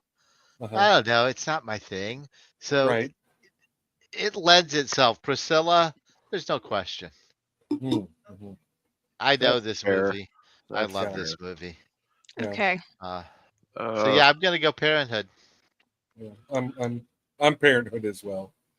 I'm good with either. I do think I know my vote for Priscilla. I think I haven't watched the whole thing in a long time, but I did look at a lot of clips when I was editing my my Borderlands review. Oh, yes, I recall. I could not finish that movie. I mean, I could, but I didn't want to, and so I didn't. It's kind of a cheeky review. I tore the trailer apart. Yeah, I used a lot review quotation marks. Yeah, if you've seen that or my Alien Romulus Romulus review, they don't really, they're not reviews, they're just teardowns. Yeah. I was feeling like I wanted to watch a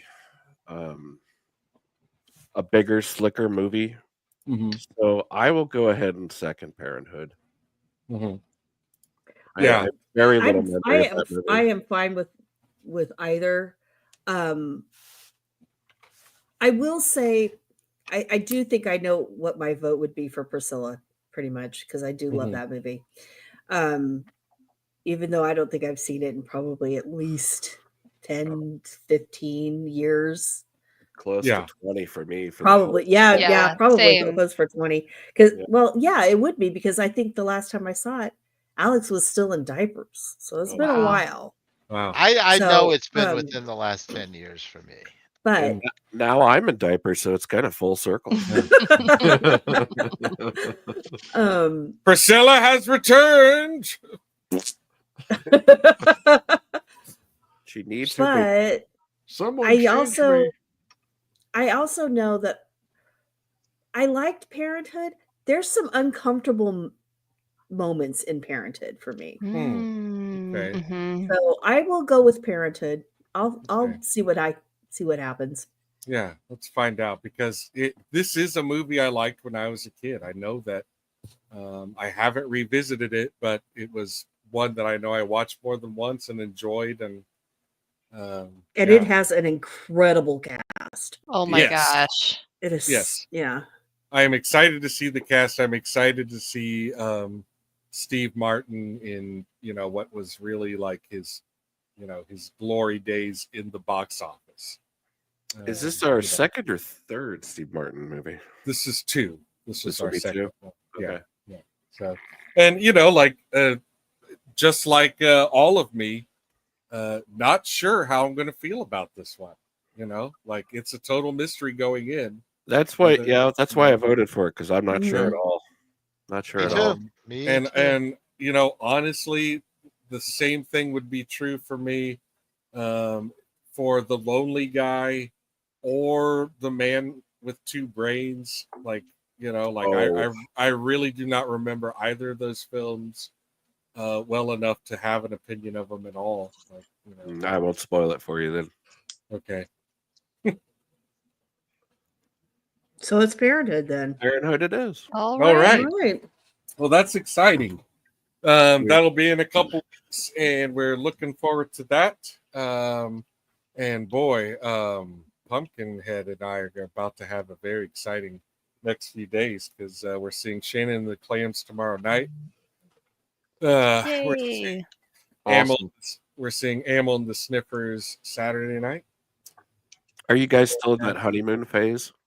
Oh yeah. It's me and Babs are too. Well, a friend asked, are you going on a honeymoon? And I was like, we're always going on honeymoon. Our life is a honeymoon. That's sweet. Yeah. We're always having adventures and telling jokes. And I mean, if you think we're funny on this show, boy, do we crack each other up, talking about eggs and milk. Oh, it's so deductibles. Oh my gosh. Oh boy, foundation inspections. Honey, it's true. Honey, did you remember to get the child's rendered fat? I'm gonna need it for this recipe. Yeah. I'll go to the store. Yeah, I love it. I love getting asked when I'm at the house with no plans to leave. Don't go out of your way, but if you happen to go to Whole Foods, you should indeed do this. Yeah. And then on Sunday, we will be at Austin Beer Works off of Sprinkle Valley Road here in Austin, Texas. If you have not been out there before, it is a wonderful place to spend an afternoon. There's a lot of great outdoor seating. They have like 8 different pinball tables, including Jaws. Sprinkle Valley, is that a township in the land of Dairy Queen? Or I feel like I've heard of it. Doesn't it just sound nice? Doesn't it? It really does. No. Nice? It's a magical place. Yeah, and this place also. I mean, my mind went a totally different place. Well, yes. There's different ways you could go. So yeah, we're gonna have a great week, and of course on Friday, I'm gonna be having a wonderful time seeing a movie. I don't know what it is yet, but I know. But we have so much fun on that show. So Friday B-sides, woohoo on the B-roll stage. Check your email because there's a surprise waiting for you. Yeah. Oh boy. Let me drop my link in the chat here. Wait a minute. Let me get an in real life reveal here. Here we go. Here's the email, and you hit the button, and it's called Teen Trouble Double Feature. That's right. We're going to be watching not one, but 2 Dope Peril movies this Friday. Yep. Oh, no. Wow. Wizard, you're going to want to stay awake for this one. The theme of the week. Yeah, we're doing Girl Gang and Hooked, also known as Curfew Busters. Curfew! Oh, fantastic. So, 2 solid hours of black and white dope hysteria. Tell my wife I love her. Don't sleep on this, folks. God, I miss the 50s. All right, so that's all I have to plug. Wizard, you got anything you want to talk about? I live in the forest. Mm-hmm. We don't have anything going on. Mm-hmm. My wife's in grad school. You have a loon cam. No, the loon cam is down. But the loons have are the also, loons flown? They fly. The loons, Norman. They should be coming back in about 2 months, I think. Okay. Oh, cool. We went to that lake recently. Golden Pond? Golden Pond? Yeah, it's not really Golden Pond. It has another name. But yes, that. Yeah. There's no mistaking they shot a movie there, though, right? Oh no, everything is branded, and they are taking full advantage of the tourist opportunities that come from being in the town where they filmed on Golden Pond. You know. That's nothing. I make a golden pond under my desk every Friday night. At Sprinkle Valley.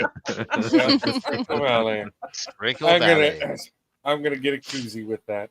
But you have a show every Tuesday. Every Tuesday and 8 p.m. Eastern Time.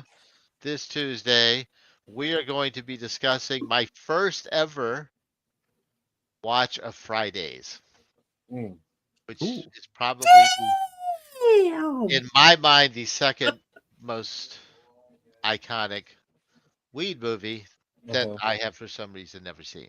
Oh, wow. Friday, not Fridays. I thought you meant Friday. Friday. Live I am wrong. I haven't seen this movie. Yeah. And I'm high. Yeah. Fantastic. Sweet. Yes, Friday. On Tuesday. Yep. So check out Gear Wizard TV. Talking about Friday. I'm high. Wonderful. You should drop your link in the chat there. Yeah. Oh, I should. Yeah. There you go. I am I don't have it in me. I'm sorry. Such a good promoter. All right, you're high. Well, we know what we're getting on B-sides this Friday, but what else you guys got to talk about, Babs? Or got anything else going on? I don't. Actually, I don't. It's just going to be B-sides this Friday. The bopping around has slowed down.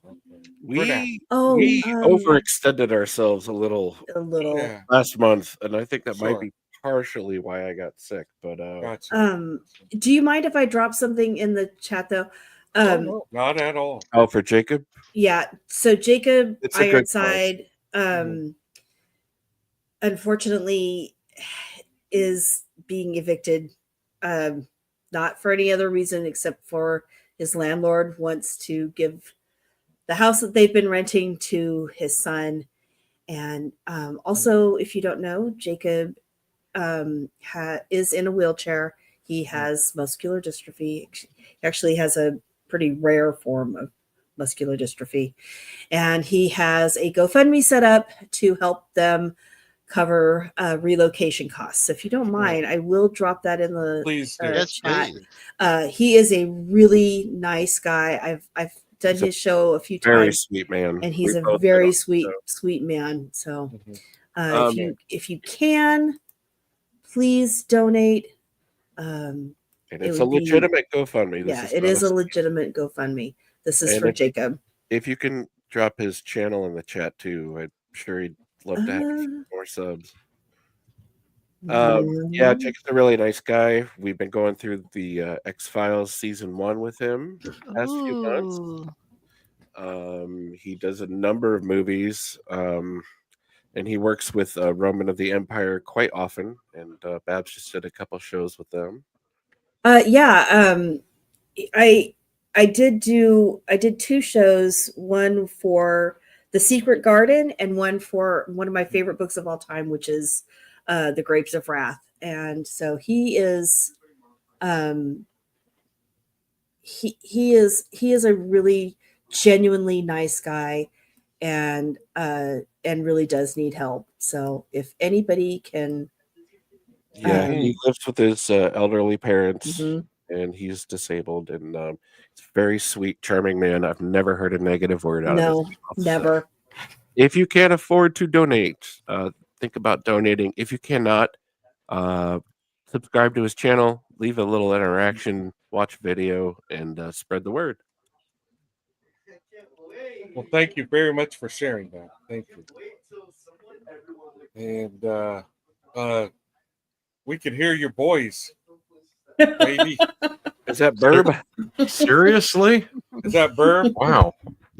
Sorry. He's fired up. I need to get a crappier microphone, I guess. He gets I think soundproofing was the word you were looking for. But No, actually your mic sounds great. Yeah. So, it does. We say it all the time, but you're gonna have to be on B-sides one of these days. Yeah. Love to. Yes. Be a hoot. Be a hoot. Okay. Well, awesome. We'll get in touch. I know you work a real job with real hours, so you let us know what Friday is okay for you to sleep in on a Saturday, because it's exhausting. I'm not going to lie to you. No, it is. It's a gauntlet. Well, it is. Being a spectator, I tell you, it's been a struggle, but I've gotten through. I think a lot of our audience agrees with you. Yeah. You guys use these, I gotta say.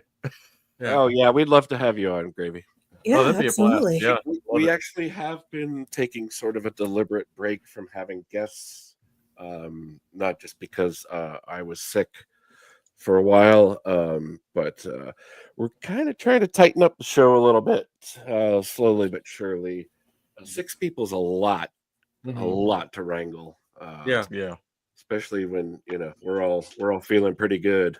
So we're gonna try to tighten things up a little bit. We're not gonna do guests this week. Smilex has asked us to have someone on who's a good friend of his. So maybe next week we'll start doing guests again. But you are welcome to join us, Gravy. Oh, I thought I was about to get fired. Okay.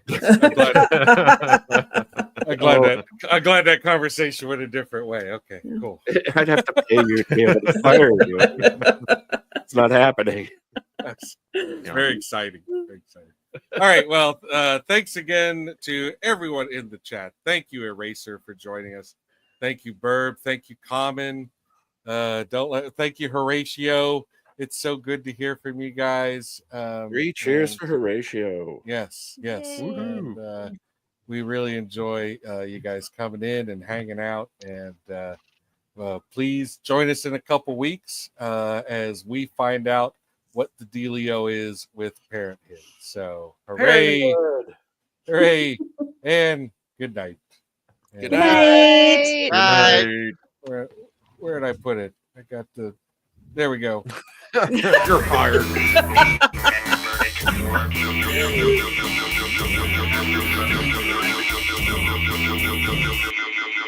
Like and subscribe. Please like and subscribe. Please get look.